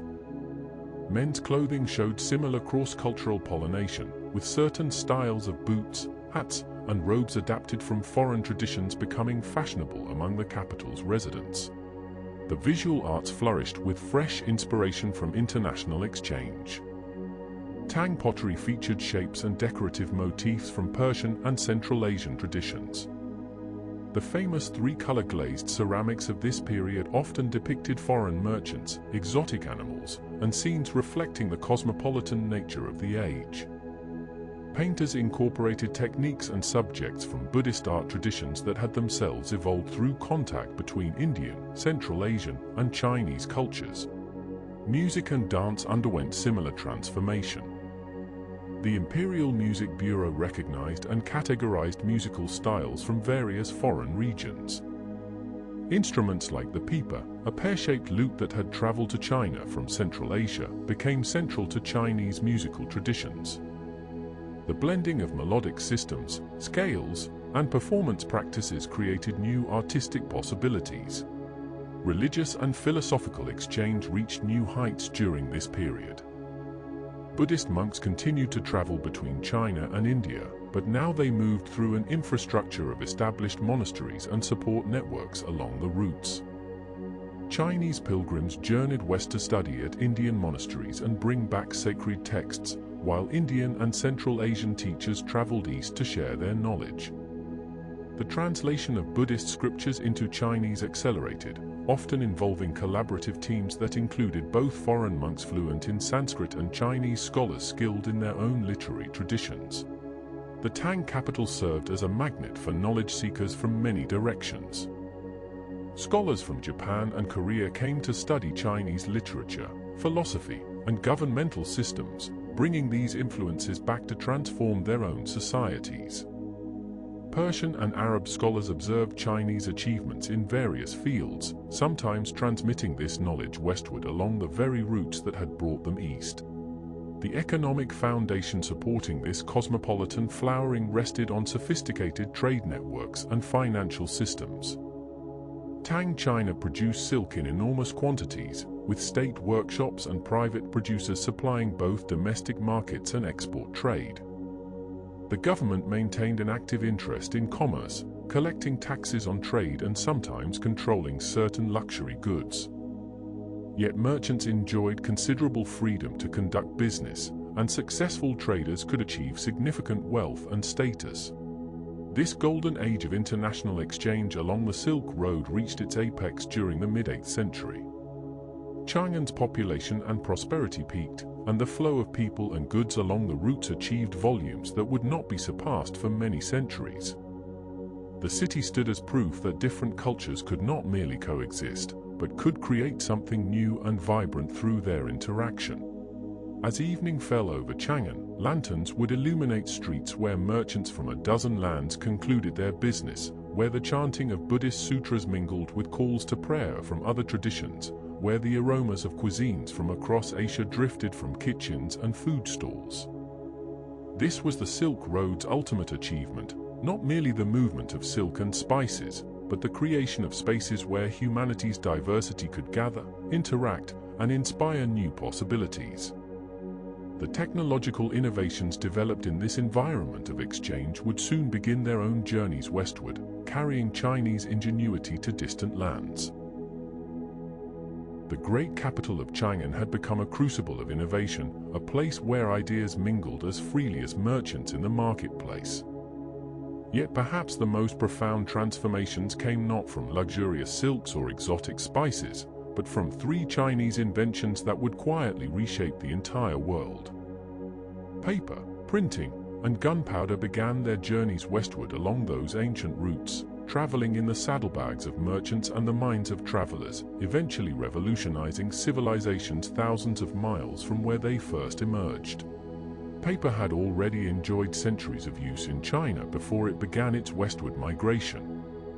The Chinese had perfected the art of transforming plant fibers into smooth, lightweight sheets suitable for writing and painting.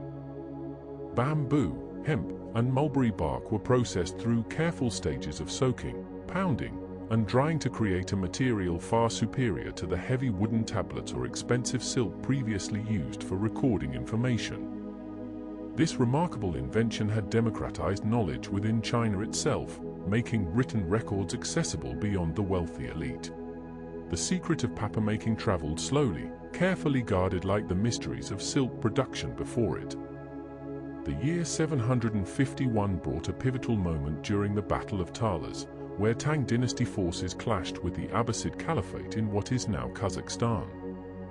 Among the Chinese prisoners captured by Arab forces were craftsmen who knew the techniques of papermaking. Whether through coercion or cooperation, this knowledge passed into Islamic hands, and the world would never be quite the same. Within decades, the city of Samarkand established its own paper mills. The Sogdian merchants and Arab traders who had long facilitated the exchange of goods now became carriers of this transformative technology. Paper mills spread across the Islamic world, appearing in Baghdad by the 8th century, then gradually moving westward to Damascus, Cairo, and eventually across North Africa into Moorish Spain. Each region adapted the technique slightly, using local materials and developing their own refinements to the process. The impact proved profound in ways both immediate and subtle. Islamic scholars, who had been recording their learning on parchment made from animal skins or imported papyrus from Egypt, suddenly had access to an abundant, affordable writing surface. The great libraries and houses of wisdom that characterized the Islamic Golden Age relied heavily on paper to preserve and transmit knowledge. Manuscripts multiplied as copying became less expensive and time-consuming. Scientific treatises, mathematical works, philosophical texts, and poetry could circulate more freely, accelerating the accumulation and exchange of learning. Europe received paper later, initially viewing it with some suspicion. The earliest European paper mills appeared in Spain and Italy during the 12th and 13th centuries, established in regions that had contact with the Islamic world. For a time, Europeans continued to prefer parchment for important documents, considering it more permanent and prestigious. But paper's practical advantages could not be denied forever. By the 14th century, paper mills dotted the landscape of France, Germany, and beyond, laying essential groundwork for the transformations that would come with the Renaissance and the Reformation. Alongside paper traveled another innovation that would amplify its impact exponentially. Woodblock printing had developed in China during the Tang Dynasty as a way to reproduce Buddhist texts and images. Craftsmen carved characters and illustrations in reverse onto wooden blocks, inked the surface, and pressed paper against it to create copies. This technique allowed monasteries to produce multiple copies of sacred texts, spreading religious teachings more efficiently than hand copying ever could. The Diamond Sutra, dated to 868 CE and discovered in the Mogaro caves near Dunhuang, stands as the world's oldest dated printed book. This Buddhist text, created during the height of Tang cosmopolitanism, demonstrates the sophisticated level printing technology had already achieved. The technique spread gradually along the trade routes, carried by monks and merchants who recognized its potential for disseminating information. Later innovations in China would include movable type, developed during the Song dynasty using ceramic characters. This allowed even greater flexibility in printing, though the thousands of characters in Chinese writing made the system complex to manage. The concept of movable type, like papermaking before it, would eventually reach the Islamic world and Europe, where alphabetic writing systems made the technology more practical to implement. When these technologies converged in 15th century Europe with Johannes Gutenberg's printing press, they unleashed transformations that had been building for centuries. But Gutenberg's achievement rested firmly on foundations laid along the Silk Road, on knowledge that had traveled thousands of miles over hundreds of years, passed from one civilization to another through the networks of exchange that connected East and West. The third innovation that journeyed westward carried different implications entirely. Gunpowder, that volatile mixture of saltpeter, sulfur, and charcoal, emerged from Chinese alchemical experiments, possibly as early as the 9th century. Initially, these experimenters sought elixirs of immortality, mixing and heating various substances in their quest for transformation. Instead, they discovered a powder that burned with explosive force, a substance that would ultimately transform warfare and, by extension, the balance of power across the world. The Chinese first used gunpowder for fireworks and signals, creating spectacular displays that delighted imperial courts. But military application soon followed. By the 10th and 11th centuries, Song dynasty forces employed primitive grenades, fire lances, and rockets against their enemies. These early gunpowder weapons made dramatic impressions, producing smoke, fire, and thunderous noise that could panic both horses and soldiers unfamiliar with such phenomena. The Mongols, as they built their vast empire across Asia, encountered and adopted gunpowder weapons from the Chinese territories they conquered. Their armies carried this knowledge westward during their campaigns into Central Asia, the Middle East, and Eastern Europe during the 13th century. Islamic engineers and military specialists observed these weapons and began developing their own versions, adapting the technology to their needs and understanding. By the 14th century, knowledge of gunpowder and simple firearms had reached Europe, likely through multiple channels including contact with the Mongols, interactions with Islamic forces in Spain and the Eastern Mediterranean, and perhaps through merchants and travelers returning from the East. European metalworkers and military engineers experimented with cannon and handheld firearms, gradually refining designs that would eventually dominate battlefields worldwide. These three innovations, paper, printing, and gunpowder, transformed societies in ways both immediate and gradual. They arrived not as sudden revelations but as knowledge that seeped slowly westward, carried by the patient currents of Silk Road exchange. Each technology was adapted, refined, and reimagined by the cultures that received it, taking on new forms and applications that their original inventors might never have anticipated. The transmission of these inventions illustrates perhaps the most important aspect of the Silk Road networks. Yes, merchants sought profit, and empires desired alliances and tribute. But alongside the obvious exchanges of goods and gold flowed something more subtle and more powerful, human ingenuity itself, crossing borders and boundaries, taking root in new soil and bearing unexpected fruit. The Silk Road was never simply about commerce. It was about possibility, about the remarkable things that happen when diverse peoples connect and share what they have learned.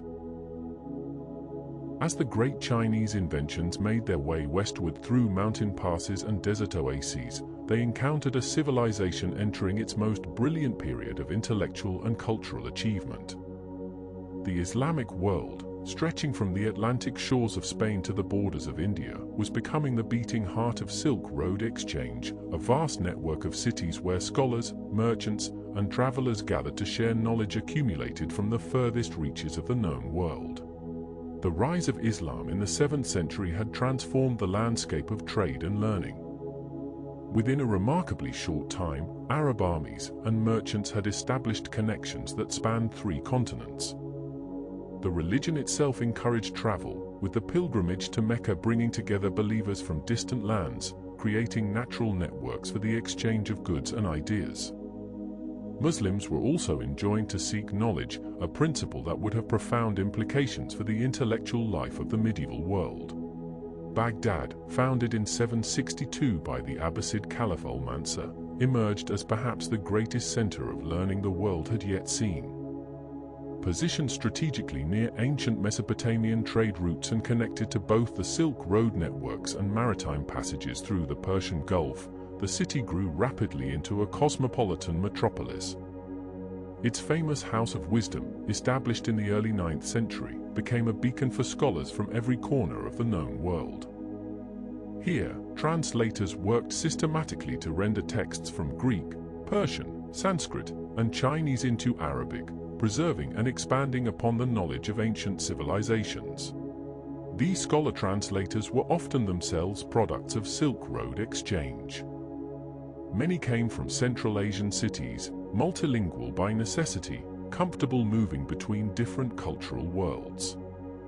They understood that wisdom knew no single homeland, and they pursued it wherever it could be found. Greek philosophical and scientific texts that might otherwise have been lost were carefully copied and studied.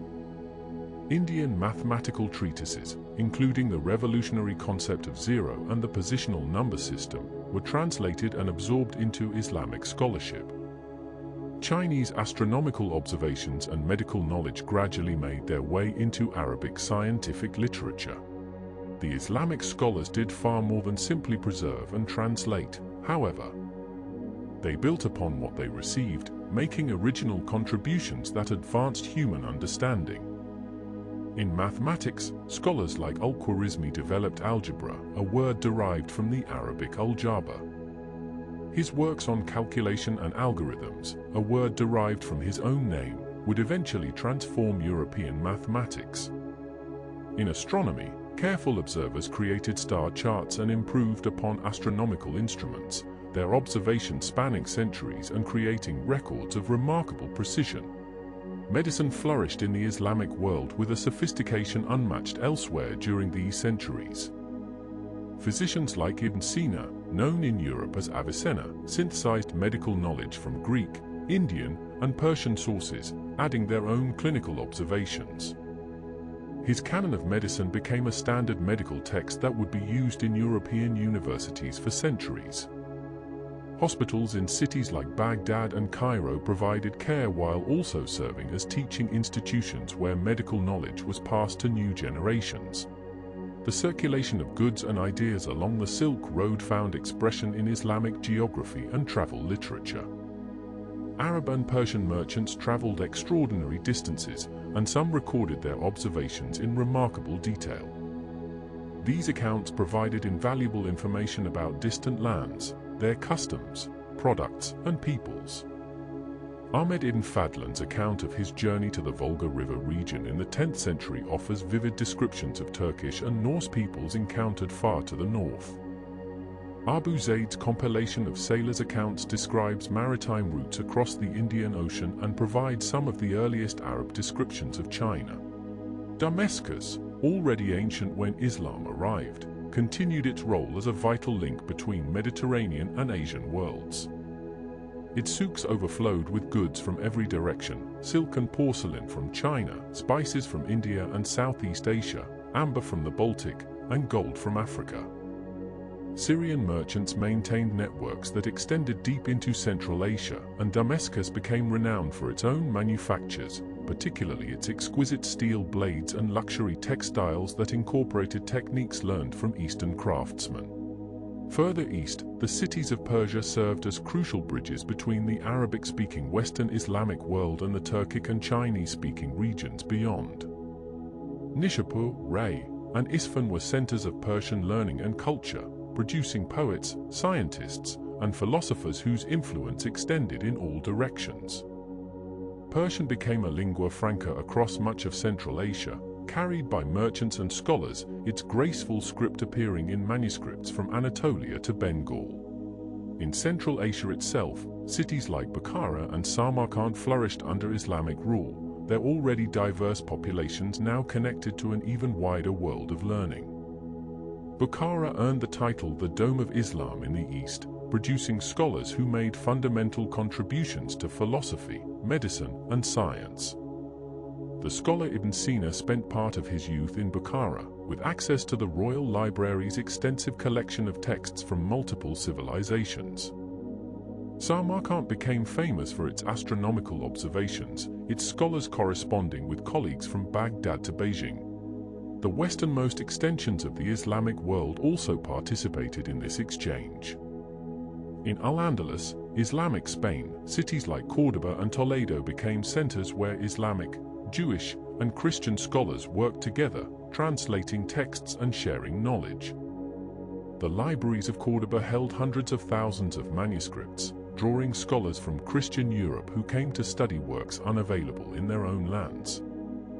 Through these Iberian centers, much of the accumulated knowledge of the Islamic world, including insights originally from China and India, would eventually reach Western Europe. Trade and scholarship moved together along these networks. A merchant traveling from Chang'an to Baghdad might carry silk and porcelain, but also letters between scholars, astronomical observations, or copies of mathematical treatises. A pilgrim journeying to Mecca might return home with new medical texts or descriptions of agricultural techniques practiced in distant lands. Sufi mystics traveling to spread their spiritual teachings often served as cultural ambassadors, comfortable in multiple languages and cultural contexts, building bridges of understanding between communities. The Islamic world's central position on the Silk Road networks meant that innovations flowed through it in multiple directions. Chinese papermaking, which had slowly spread westward over centuries, was adopted enthusiastically by Islamic scribes and administrators. Paper mills were established in Samarkand and Baghdad, making this crucial medium more widely available. The technology would continue westward, reaching Spain by the 12th century. Similarly, knowledge of gunpowder and other Chinese innovations passed through Islamic lands, where scholars studied and sometimes improved upon the original concepts before they continued their journey westward. As night settles over the ancient Silk Road cities, we can imagine the caravanserais where merchants from a dozen different lands share tea and stories, the scriptoriums where patient scholars copy precious texts by lamplight, and the observatories where astronomers study the same stars visible from Chang'an to Cordoba. The Islamic Golden Age represented not an isolated achievement but rather the flourishing of a culture that placed itself at the crossroads of the world, embracing knowledge from every direction and contributing its own wisdom to the great exchange that flowed endlessly along the Silk Road. In the year 1271, as the Islamic Golden Age continued to illuminate the pathways of learning and commerce across the Silk Road, a young Venetian merchant embarked on a journey that would capture the imagination of Europe for centuries to come. Marco Polo, just 17 years old, set out from the bustling port city of Venice alongside his father Niccolo and his uncle Maffeo, themselves experienced traders who had already ventured into the distant lands of the East. Their destination was the court of the Great Khan, ruler of the vast Mongol Empire that stretched from the Pacific Ocean to the frontiers of Eastern Europe. The Polo family's journey would take them through landscapes that few Europeans had witnessed firsthand. They traveled first to the port of Acre in the Holy Land, then moved inland through Persia, where they encountered merchants speaking languages from dozens of different lands. The trade routes they followed had been trodden by countless caravans before them, but for young Marco, every city, every mountain pass, every desert crossing was a revelation. The journey would consume more than 3 years, a testament to the enormous distances involved in traversing the ancient network of pathways that connected civilizations. As they moved eastward, the Polos passed through the great trading cities of Central Asia, places where cultures blended in markets filled with silks from China, carpets from Persia, and spices from distant tropical lands. They crossed high mountain passes where the air grew thin and cold, and descended into valleys where merchants rested their animals and replenished their supplies. The young Venetian observed everything with keen interest, noting the customs of different peoples, the varieties of goods being traded, and the stories told by fellow travelers around evening campfires. The Mongol Empire through which they traveled was at the height of its power under Kublai Khan, grandson of the legendary Genghis Khan. The empire had brought a degree of unity and security to the Silk Road that made such long journeys possible for determined travelers. Mongol officials maintained way stations along the routes, and the Khan's authority ensured that merchants could travel with relative safety across territories that had previously been divided among competing kingdoms and tribal lands. When the Polos finally reached the Khan's court, they found themselves in a world of splendor that exceeded anything in their European experience. Kublai Khan ruled from his capital of Khanbalik, known today as Beijing, where he had established a cosmopolitan center that welcomed merchants, scholars, and ambassadors from across his vast domain. The Khan, intrigued by these travelers from distant Venice, received them with interest and curiosity about the lands they represented. According to the account later attributed to Marco Polo, the young merchant entered into the service of the Khan and spent the next 17 years traveling throughout the Mongol domains. He claimed to have journeyed to the far corners of the empire, visiting provinces in what is now China, Burma, India, and numerous other regions. He described cities of magnificent size, administrative systems of impressive sophistication, and technological achievements that seemed almost magical to European sensibilities. He wrote of paper money, a concept virtually unknown in Europe, and of coal used for heating, and of postal relay systems that allowed messages to travel vast distances with remarkable speed. His observations, whether experienced firsthand or gathered from other travelers and merchants he encountered, painted a picture of Eastern civilizations that operated on scales and levels of organization that challenged European assumptions. He described Hangzhou as a city of extraordinary size and refinement, with countless bridges spanning its waterways and markets offering goods from every corner of the known world. He spoke of the Khan's palace with its gilded halls and vast courtyards, and of ceremonies involving thousands of officials dressed in fine silks. The Polo family remained in the East until 1291, when they finally began their return journey to Venice. They traveled by sea this time, escorting a Mongol princess who was to be married to a Persian Khan.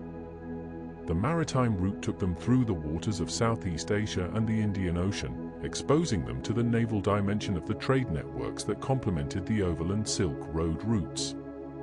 They witnessed the monsoon-driven commerce that connected the ports of China with India, the Arabian Peninsula, and beyond.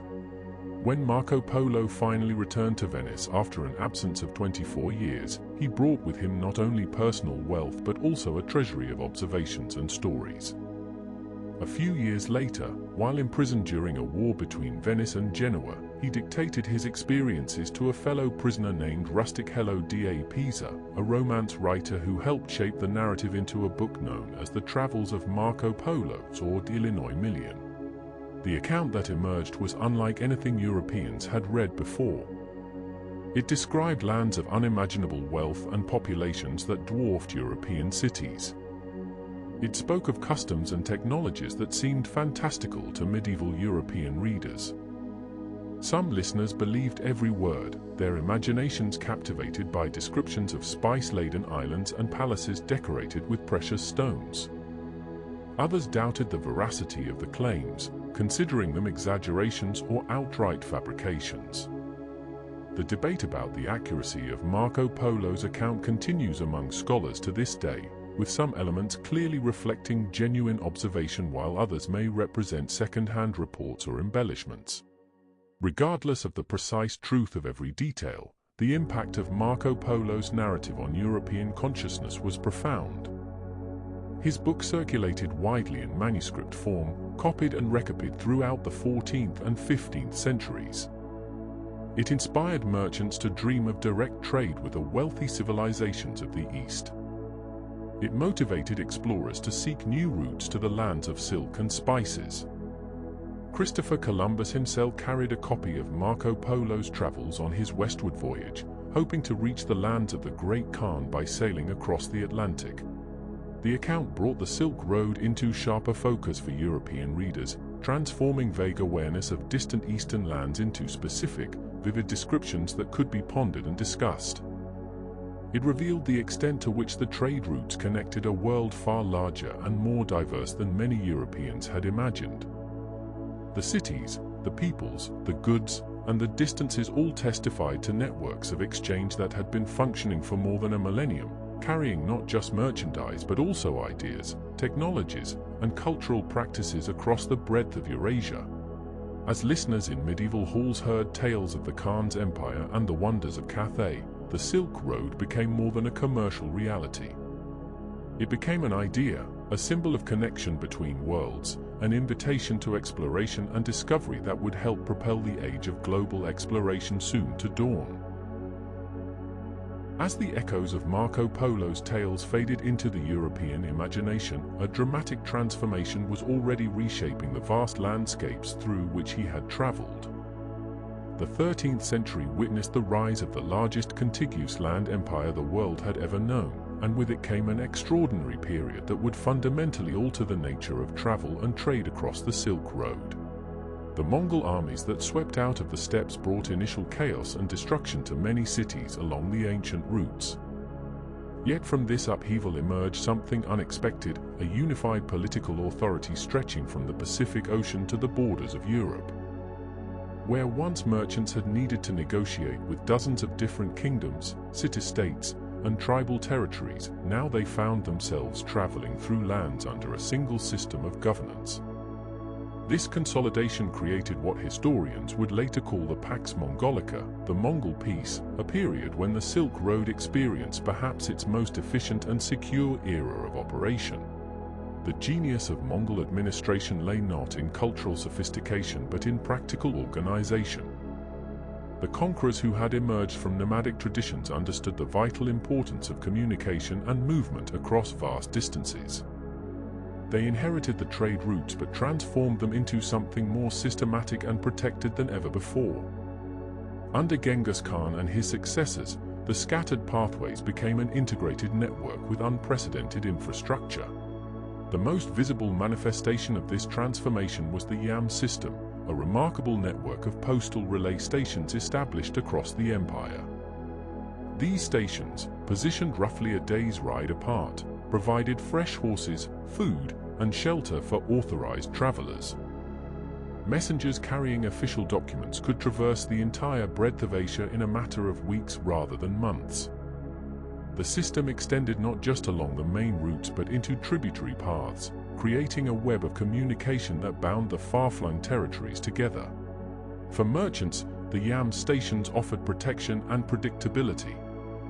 While the full relay service remained reserved for official couriers carrying the special passport known as a paisa, traders benefited from the infrastructure and security that the system provided. The stations became gathering points where information about conditions ahead could be shared, where deals could be negotiated, and where the international community of the Silk Road could pause and refresh. The paisa itself deserves attention as one of the most powerful documents in medieval history. These tablets, crafted from gold, silver, or bronze depending on the bearer's status, granted the holder safe passage, provisions, and assistance throughout Mongol domains. Inscribed in multiple languages and bearing the Khan's seal, a paisa transformed its holder into an agent of imperial authority. Foreign dignitaries, trusted merchants, and official envoys carried these passports, which opened doors from Karakoram to the Black Sea. The system exemplified the Mongol approach, practical, efficient, and focused on maintaining the flow of goods and information that sustained their vast realm. Safety along the routes improved dramatically during this period. The Mongols maintained military garrisons at strategic points and enforced harsh penalties for banditry and attacks on caravans. Travelers during the Pax Mongolica often remarked on the unprecedented security they experienced. One could carry valuable goods across thousands of miles with reasonable confidence of arrival. This security encouraged not just traditional merchant families but also newcomers to attempt the long journey, expanding the diversity of travelers and the volume of trade. The Mongol courts themselves became magnets for international exchange. Kublai Khan's capital at Khanbalik, the city Marco Polo described so vividly, hosted an extraordinary gathering of peoples. Chinese scholars, Persian administrators, European merchants, Arab astronomers, and Central Asian artisans all found places within the cosmopolitan imperial system. The Mongols, though a minority in their own empire, deliberately employed talent from across their domains and beyond, creating a truly multicultural administration. Religious tolerance characterized much of the Mongol period, another factor that facilitated cultural exchange. While individual Khans might favor particular faiths, the general policy allowed Buddhist monks, Christian missionaries, Muslim scholars, and others to travel and establish communities throughout the empire. Nestorian Christianity reached new Eastern audiences, Islam continued its spread in Central Asia, and Tibetan Buddhism found influential converts among the ruling elite. This religious diversity meant that monasteries, mosques, and churches along the routes all served as centers of learning and exchange. The movement of artisans and craftspeople during this era contributed to remarkable artistic synthesis. Chinese porcelain makers found patrons in Persia, where their techniques influenced local ceramic traditions. Persian miniaturists worked in Chinese courts, blending traditions in ways that created entirely new aesthetic forms. Metalworkers, textile weavers, and jewelers traveled to where their skills were valued, carrying techniques and designs that merged and evolved. Knowledge flowed with unprecedented freedom during the Mongol Peace. Medical texts moved between China, Persia, and the Islamic world, expanding understanding of treatments and anatomical knowledge. Mathematical concepts traveled both directions, with Chinese algebra encountering Islamic mathematics and the results enriching both traditions. Astronomical observations from different latitudes were compiled and compared, advancing the science of celestial mechanics. Geographic knowledge expanded enormously as travelers mapped previously unknown territories and corrected ancient errors. The agricultural exchanges of this period would have lasting impacts. New crops continued to find homes in distant soils, expanding food security and dietary diversity. The Mongols themselves, appreciating the importance of sustaining their vast empire, actively encouraged the sharing of agricultural knowledge. Irrigation techniques from Persia improved yields in Central Asian oases, while Chinese agricultural manuals found readers among administrators trying to increase productivity in newly conquered lands. Yet this golden age of connectivity carried unforeseen consequences. The very efficiency of the Mongol road system that allowed unprecedented movement of goods and people also permitted the movement of something far more devastating. In the middle of the 14th century, plague bacteria traveled along the trade routes with deadly efficiency, reaching from China to Europe and causing demographic catastrophe. The Black Death that ravaged medieval societies used the Silk Road as its pathway, a tragic reminder that connection brings both benefits and dangers. As the 14th century progressed, the unified Mongol realm began fragmenting into separate khanates, each pursuing increasingly independent policies. The brief window of singular authority closed, though the roots themselves continued functioning. The memory of the Pax Mongolica, however, would endure as an example of how political unity could facilitate extraordinary levels of exchange and interaction across cultures and continents. The legacy of this period shaped subsequent attempts to forge connections between East and West, inspiring later generations to seek similar bridges between civilizations, even as new obstacles and opportunities emerged in the changing world. As the Great Mongol Peace brought unprecedented security and movement along the ancient routes, the Silk Road became not merely a corridor for merchants and their wares, but a vast canvas upon which artists and architects painted their visions. The exchange of goods had always carried with it something more precious than gold or silk, the exchange of beauty itself, of techniques and styles, of ways of seeing and representing the world. In the caves of Dunhuang, where the desert meets the edge of possibility, artists working across centuries created one of humanity's most remarkable artistic treasures. Beginning in the 4th century and continuing for nearly 1,000 years, painters covered the walls and ceilings of nearly 500 caves with images of Buddhist paradises, celestial beings, and scenes from sacred texts. These were not the work of a single culture or tradition, but rather a magnificent blending of influences that had traveled the Silk Road itself. The earliest paintings showed the influence of Indian Buddhist art, with its distinctive treatment of the human form and flowing robes. As centuries passed, Persian elements appeared, floral patterns and decorative motifs that spoke of gardens and distant kingdoms. Chinese aesthetic sensibilities gradually transformed the figures, making them more slender and graceful, while the landscapes behind them took on the misty, mountainous character beloved in Chinese painting. The colors themselves told stories of trade, with precious lapis lazuli blue ground from Afghan stones, and vermilion reds that may have traveled from distant mines. The artists who worked in these caves were often monks, but also local craftsmen and itinerant painters who moved along the trade routes, carrying their skills and knowledge from site to site. They learned from each other, copied innovations, and created something entirely new, an art that belonged fully to no single tradition but drew life from them all. Further west, in the cities of Samarkand and Bukhara, architectural wonders rose that similarly reflected this grand synthesis. The monuments built there during the flourishing of the Silk Road combined structural techniques from various lands. The pointed arch, which would later become so characteristic of Islamic architecture, appeared here alongside decorative tilework that showed influences from Persian, Central Asian, and Chinese ceramic traditions. The great mosques and madrasas, centers of learning, that would later define these city skylines drew upon mathematical principles and geometric patterns that had been refined through exchange between scholars along the trade routes. The brilliant blue domes that still catch the desert sunlight were covered in tiles whose glazing techniques had been perfected through generations of craftsmen sharing their knowledge across borders.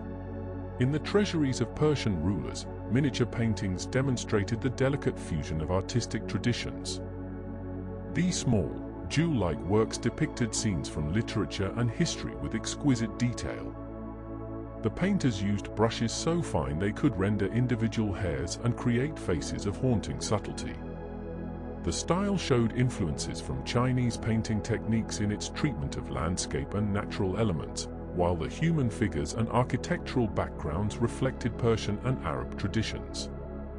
The pigments came from everywhere: indigo from India, gold leaf from various sources, minerals ground to powder from stones that had crossed continents.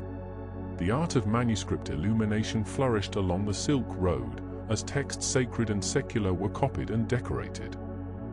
Buddhist sutras carried eastward into China were adorned with images that evolved with each copying, taking on new characteristics as they moved through different cultural regions. Similarly, when Islamic texts traveled eastward, the decorative calligraphy and geometric patterns that adorned them influenced local artistic traditions, just as they themselves incorporated new elements from the places they reached. Sculptors too worked in this great tradition of synthesis. The massive Buddha statues carved into the cliffs at Bamiyan in Afghanistan, which stood for over 1,000 years before their destruction in recent times, showed Greek influences in their draped clothing and stance, inherited from the Hellenistic kingdoms that had once existed in the region following Alexander's conquests. Yet these figures were unmistakably Buddhist in their serene expressions and symbolic gestures, and they incorporated Central Asian elements in their ornamentation. Smaller sculptures in jade, bronze, and precious metals moved along the trade routes as both trade goods and sources of artistic inspiration. A bronze mirror made in China might feature decorative patterns that reflected Persian influences, while a jade carving might depict scenes showing knowledge of distant lands and peoples. The decorative arts flourished through this exchange. Textile patterns traveled both east and west, with Persian designs appearing on Chinese silks and Chinese motifs adorning fabrics woven in Central Asian workshops. Potters learned glazing techniques from distant colleagues, and the famous blue and white porcelain that would become so characteristic of Chinese ceramics actually used cobalt imported from Persia to create its distinctive appearance. Metalworkers shared techniques for inlay and damascening, the art of creating patterns by hammering precious metal wires into the surface of bronze or iron. A sword made in one region might be decorated using techniques learned from artisans thousands of miles away. Silver vessels showed influences from multiple traditions, with shapes characteristic of one culture decorated with patterns from another. In the realm of architecture, the influence of Silk Road exchange extended to both grand monuments and humble structures. The pagodas of East Asia evolved from Indian stupa forms that had traveled along the trade routes with Buddhism, transforming along the way into something distinctively new. Caravanserais, the combination inn, warehouse, and fortress that sheltered travelers, developed architectural features that combined practical responses to desert conditions with decorative elements from various traditions. Even garden design carried influences along these routes. The Persian concept of the walled paradise garden, with its emphasis on water, shade, and geometric organization, influenced garden making across Asia. Chinese gardeners incorporated new plants that arrived via trade routes, while their own aesthetic principles, the careful arrangement of rocks, water, and plants to create miniature landscapes, gradually influenced garden design in other regions. The artistic legacy of the Silk Road reminds us that creativity has never respected borders. Artists and craftsmen, like merchants and monks, found inspiration in the new and foreign. They adapted techniques to local materials and tastes, creating works that synthesized multiple traditions into something fresh and vital. The cave paintings, the monuments, the small precious objects that have survived, all bear witness to humanity's endless capacity to learn from one another, to appreciate beauty in unfamiliar forms, and to create something greater through exchange. As we prepare to explore how foods and flavors moved along these same routes, carrying with them not just sustenance but culture and tradition, we can appreciate that the Silk Road's greatest gift was perhaps this blending itself, the demonstration that human creativity flourishes not in isolation, but in conversation across distances and differences. As we move from the visual splendor of Silk Road art and architecture, we turn now to another form of cultural exchange that touched the lives of ordinary people in even more immediate and tangible ways.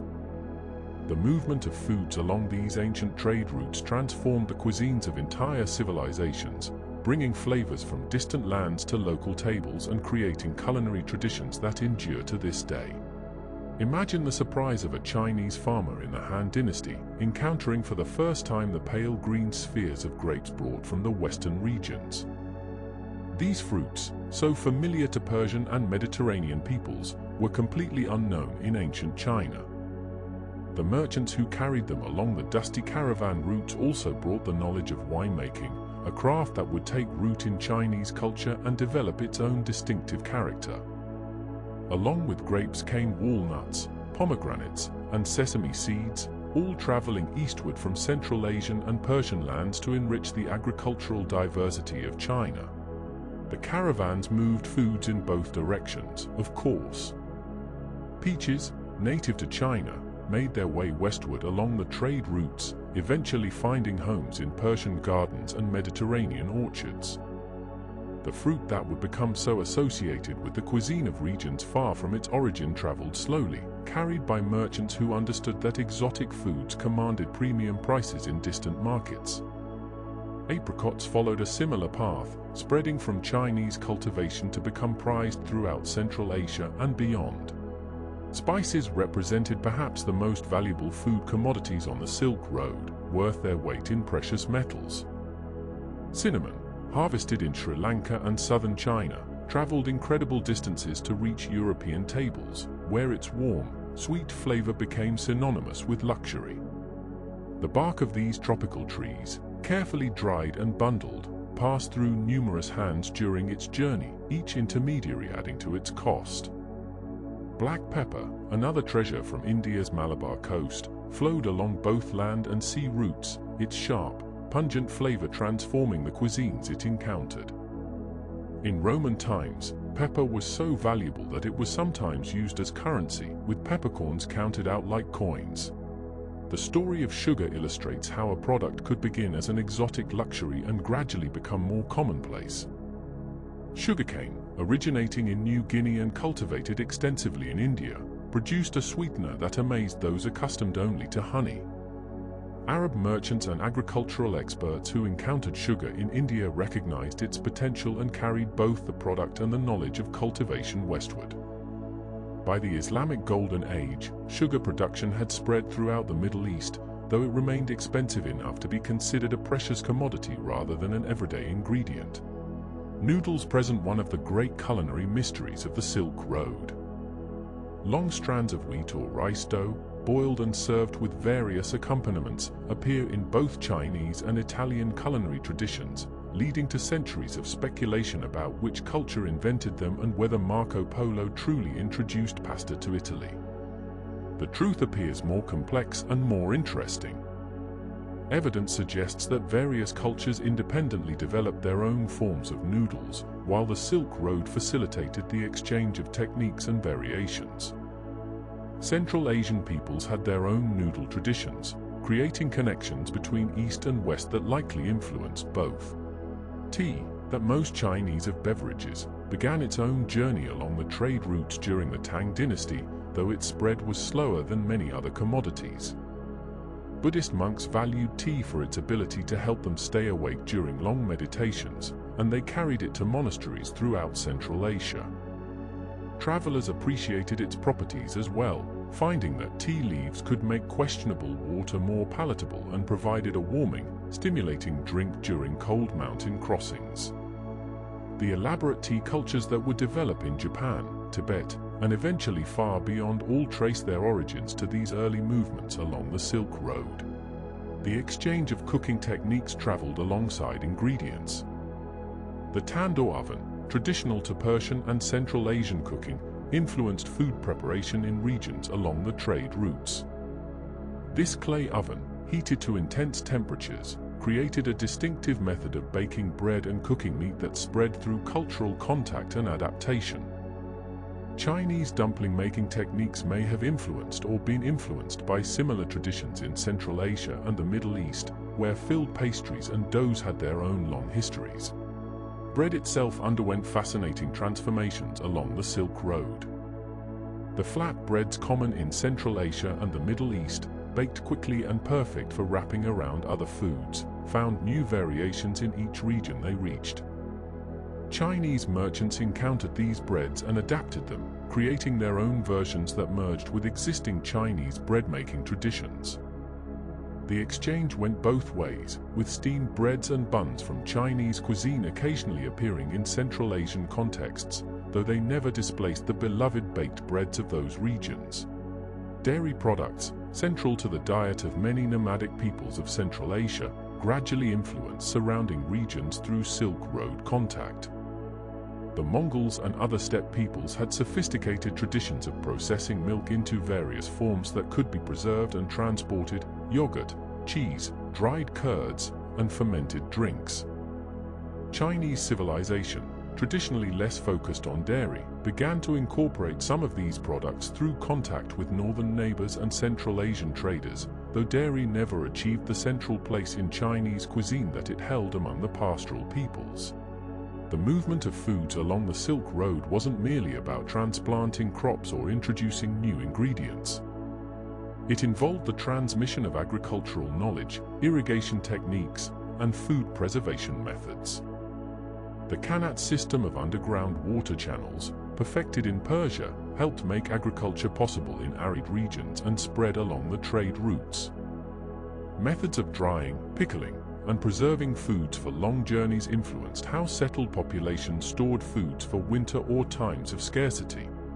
Spice blends and flavor combinations that seem quintessentially local to particular regions often reveal Silk Road influences upon closer examination.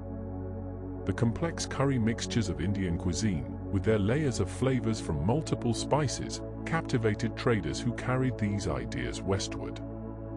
Persian cooking, already sophisticated in its use of herbs and spices, absorbed influences from both East and West, creating fusion cuisine centuries before that term existed. The 5-spice powder common in Chinese cooking reflects both indigenous ingredients and imported additions that arrived via trade routes.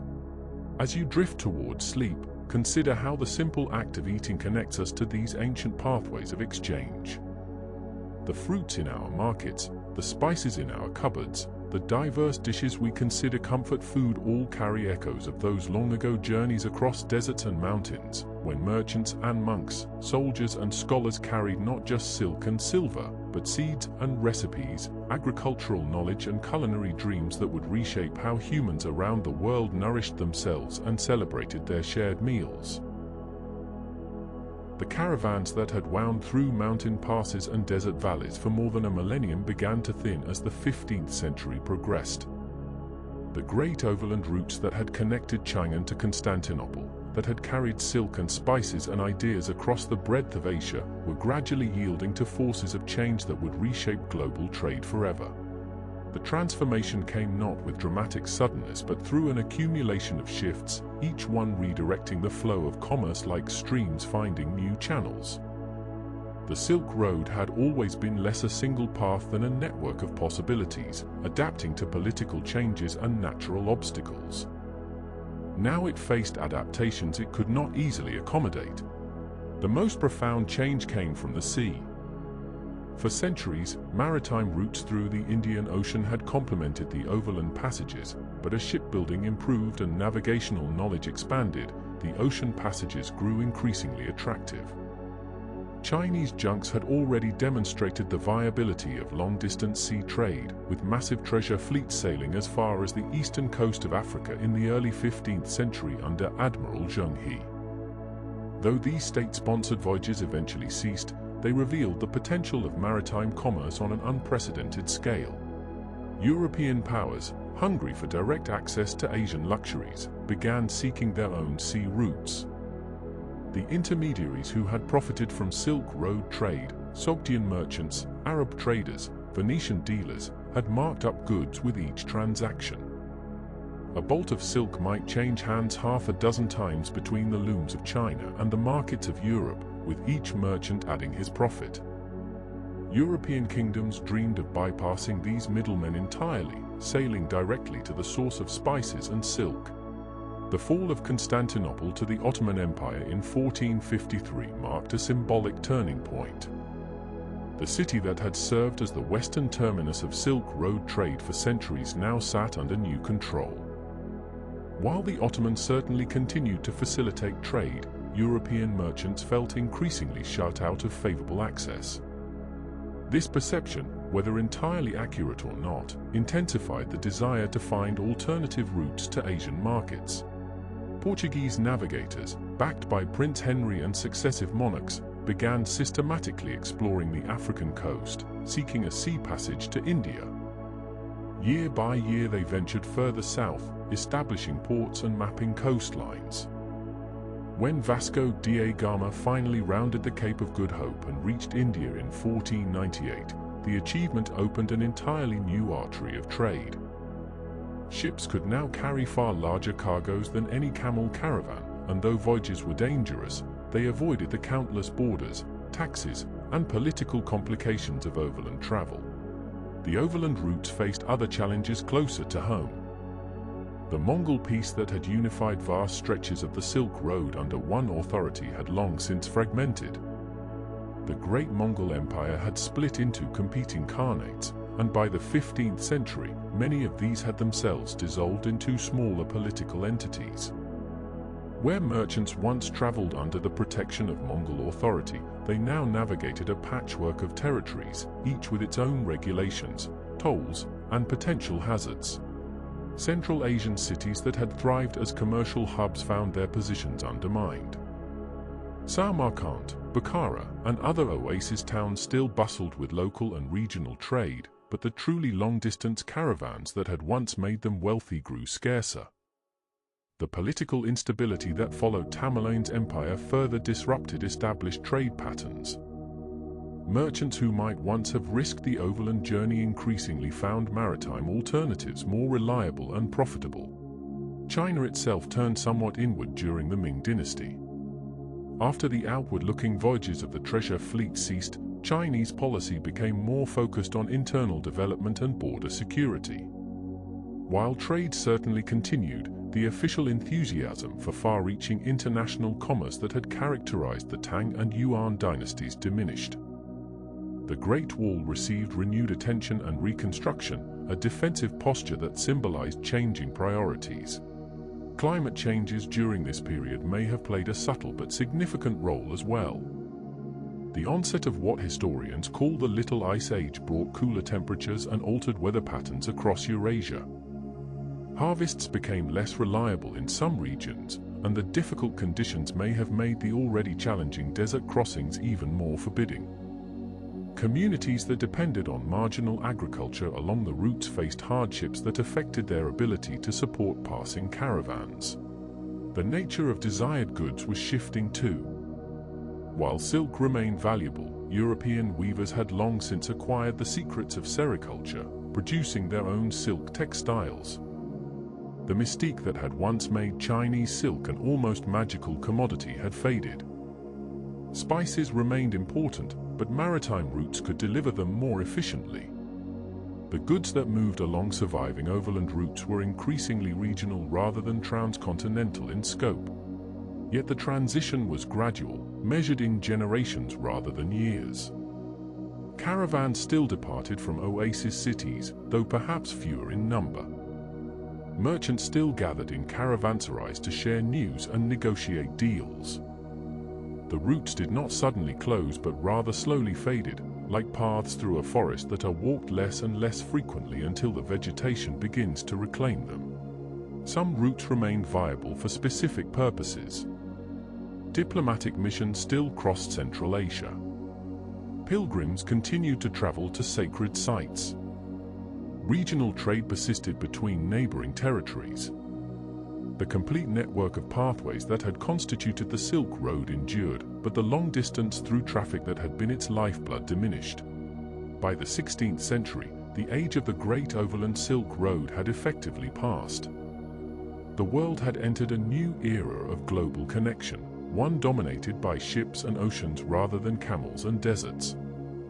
European powers established colonial footholds in Asia, creating direct political and commercial ties that bypassed Central Asian intermediaries entirely. The Spanish discovery of the Americas opened another dimension of global exchange, shifting the center of gravity in world trade toward Atlantic powers. The cities and communities along the old routes adapted to their changed circumstances. Some continued as important regional centers. Others gradually diminished, their fortunes tied to a trade network that no longer sustained them as it once had. The caravanserais slowly emptied, the bustling international markets grew quieter, and the stories of distant lands that merchants had shared over evening fires became less frequent. As the desert night settles over the ancient pathways, the silence holds memories of countless footsteps, of camel bells and merchant voices, of monks chanting sutras and traders haggling over silk. The routes themselves remain etched into the landscape, waiting for future travelers to discover their stories. The ancient paths that once carried silk and spices across mountains and deserts have long since faded from their glory days, yet their influence continues to shape our world in ways both visible and subtle. As we reach the end of our journey through Silk Road history, we turn our attention to the legacy these routes left behind and the renewed interest they inspire in our modern age. In the quiet valleys and windswept plateaus of Central Asia, remnants of the Silk Road still whisper their stories to those who seek them out. The ruins of caravanserais stand like sentinels in the desert, their crumbling walls once echoing with the voices of merchants from distant lands. Cave temples carved into cliff faces preserve faded murals depicting scenes of devotion and daily life from over 1,000 years ago. Ancient cities buried beneath sand dunes await discovery, their secrets gradually revealed through patient archaeological work. The 20th century brought renewed scholarly attention to these forgotten highways of history. Archaeologists and explorers from many nations ventured into Central Asia, drawn by tales of lost cities and ancient treasures. Sir Aurel Stein, a Hungarian-British archaeologist, conducted several expeditions in the early 1900s, uncovering manuscripts, paintings, and artifacts from sites along the Eastern Silk Road. His discoveries at Dunhuang, where he found thousands of Buddhist texts preserved in sealed caves, opened a window into the intellectual and spiritual life of medieval Central Asia. French sinologist Paul Pelliot followed similar paths, as did Japanese, Russian, German, and Swedish explorers, each contributing to our understanding of Silk Road civilizations. Their expeditions, while sometimes controversial in their removal of artifacts from their original contexts, nonetheless preserved materials that might otherwise have been lost to time and the elements. Today, museums around the world display Silk Road treasures, allowing people far from Central Asia to glimpse the artistic and cultural richness of these ancient crossroads. The rediscovery of the Silk Road captured imaginations beyond academic circles.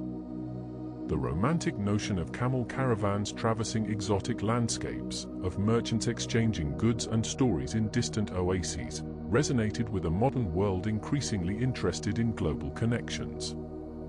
Writers, filmmakers, and artists drew inspiration from Silk Road themes, creating works that kept these historical narratives alive in popular consciousness. In recent decades, the nations through which the Silk Road once passed have undertaken efforts to preserve and promote their heritage.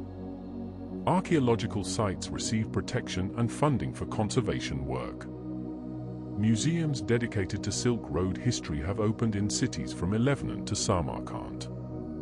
Tourism has grown as travelers seek to retrace ancient routes, walking in the footsteps of merchants and monks who made these journeys centuries ago. The physical remains of the Silk Road tell only part of its story. Perhaps more significantly, the cultural DNA of these exchanges continues to influence societies across Asia, the Middle East, and Europe. Languages contain borrowed words that traveled along trade routes. Cuisines feature ingredients and techniques introduced through ancient commerce. Artistic traditions bear the marks of cross-cultural pollination that occurred over centuries of contact. Religious and philosophical traditions still reflect their Silk Road journeys. Buddhism, transformed by its passage through Central Asia, took root in East Asia in forms that would have seemed foreign to its Indian originators. Islam carried along trade networks, adapted to local conditions as it spread eastward. Christianity established communities in Central Asia that endured for centuries, leaving architectural and artistic legacies that survived even after these communities themselves disappeared. The technologies that moved along the Silk Road fundamentally altered human civilization. Paper revolutionized record-keeping and learning wherever it arrived. Printing technologies democratized knowledge in ways that reshaped societies. The transmission of mathematical and astronomical knowledge enriched scientific understanding across cultures. Each innovation, carried by travelers and traders, found new applications and sparked new developments in the societies that adopted them. Modern scholars increasingly recognize that the Silk Road was never a single route but rather a complex network of paths that shifted over time in response to political, economic, and environmental conditions. This understanding has led to more nuanced appreciation of how exchange occurred. Rather than a simple relay race of goods passing from hand to hand, the Silk Road functioned as a zone of interaction where peoples met, mingled, and created something new through their encounters. Contemporary initiatives have invoked the Silk Road name to promote new forms of connection between East and West. Economic development programs, cultural exchange initiatives, and infrastructure projects all draw inspiration from these ancient networks. While modern transportation and communication technologies have transformed the speed and scale of exchange, the fundamental human desire to connect across distances and differences remains constant. The study of the Silk Road continues to evolve as new archaeological discoveries come to light and new analytical techniques allow us to extract more information from existing evidence. DNA analysis reveals the movement and mixing of populations along the routes. Climate studies help us understand how environmental changes affected trade patterns. Digital humanities projects create detailed maps showing how goods, ideas, and people moved through time and space. Universities around the world now offer courses and research programs focused on Silk Road studies, recognizing that understanding these historical connections provides valuable perspectives on contemporary globalization. The Silk Road offers a lens through which to examine how cultures interact, how technologies spread, how economic systems develop across vast distances, and how ordinary people navigate worlds of difference and diversity. As we rest at the end of this long journey through history, we might reflect on what the Silk Road teaches us about human nature and possibility. These routes existed because people were curious about what lay beyond their horizons. They flourished because individuals were willing to undertake difficult journeys in search of profit, knowledge, or spiritual fulfillment. They endured because the benefits of exchange outweighed the costs and risks of isolation. The merchants who traveled these paths, the monks who carried their faiths to distant lands, the translators who made communication possible between peoples, the local guides who knew the dangerous passages, the innkeepers who offered shelter, and countless others whose names history never recorded all played their parts in creating connections that enriched human civilization. Their legacy lives on not in monuments or empires, but in the subtle ways our interconnected world still bears the imprint of their journeys, made slowly, carefully, across deserts and mountains, carrying precious cargoes toward distant destinations, building bridges between worlds with every step. As we bring to a close our journey along the ancient Silk Road, where merchants and monks once carried silk, spices, and precious ideas across vast distances between East and West, we hope these stories have gently carried you through the evening. Thank you for joining us on this peaceful exploration of these timeless trade routes. If these calm adventures have brought you comfort, we'd love to have you with us again. Please like, subscribe, and share your thoughts in the comments below to help other smart sleepers find their way to restful nights. And now, as the night deepens and your mind settles, we wish you the sweetest of dreams. Good night, fellow dreamer, and may your sleep be restful and your dreams be kind.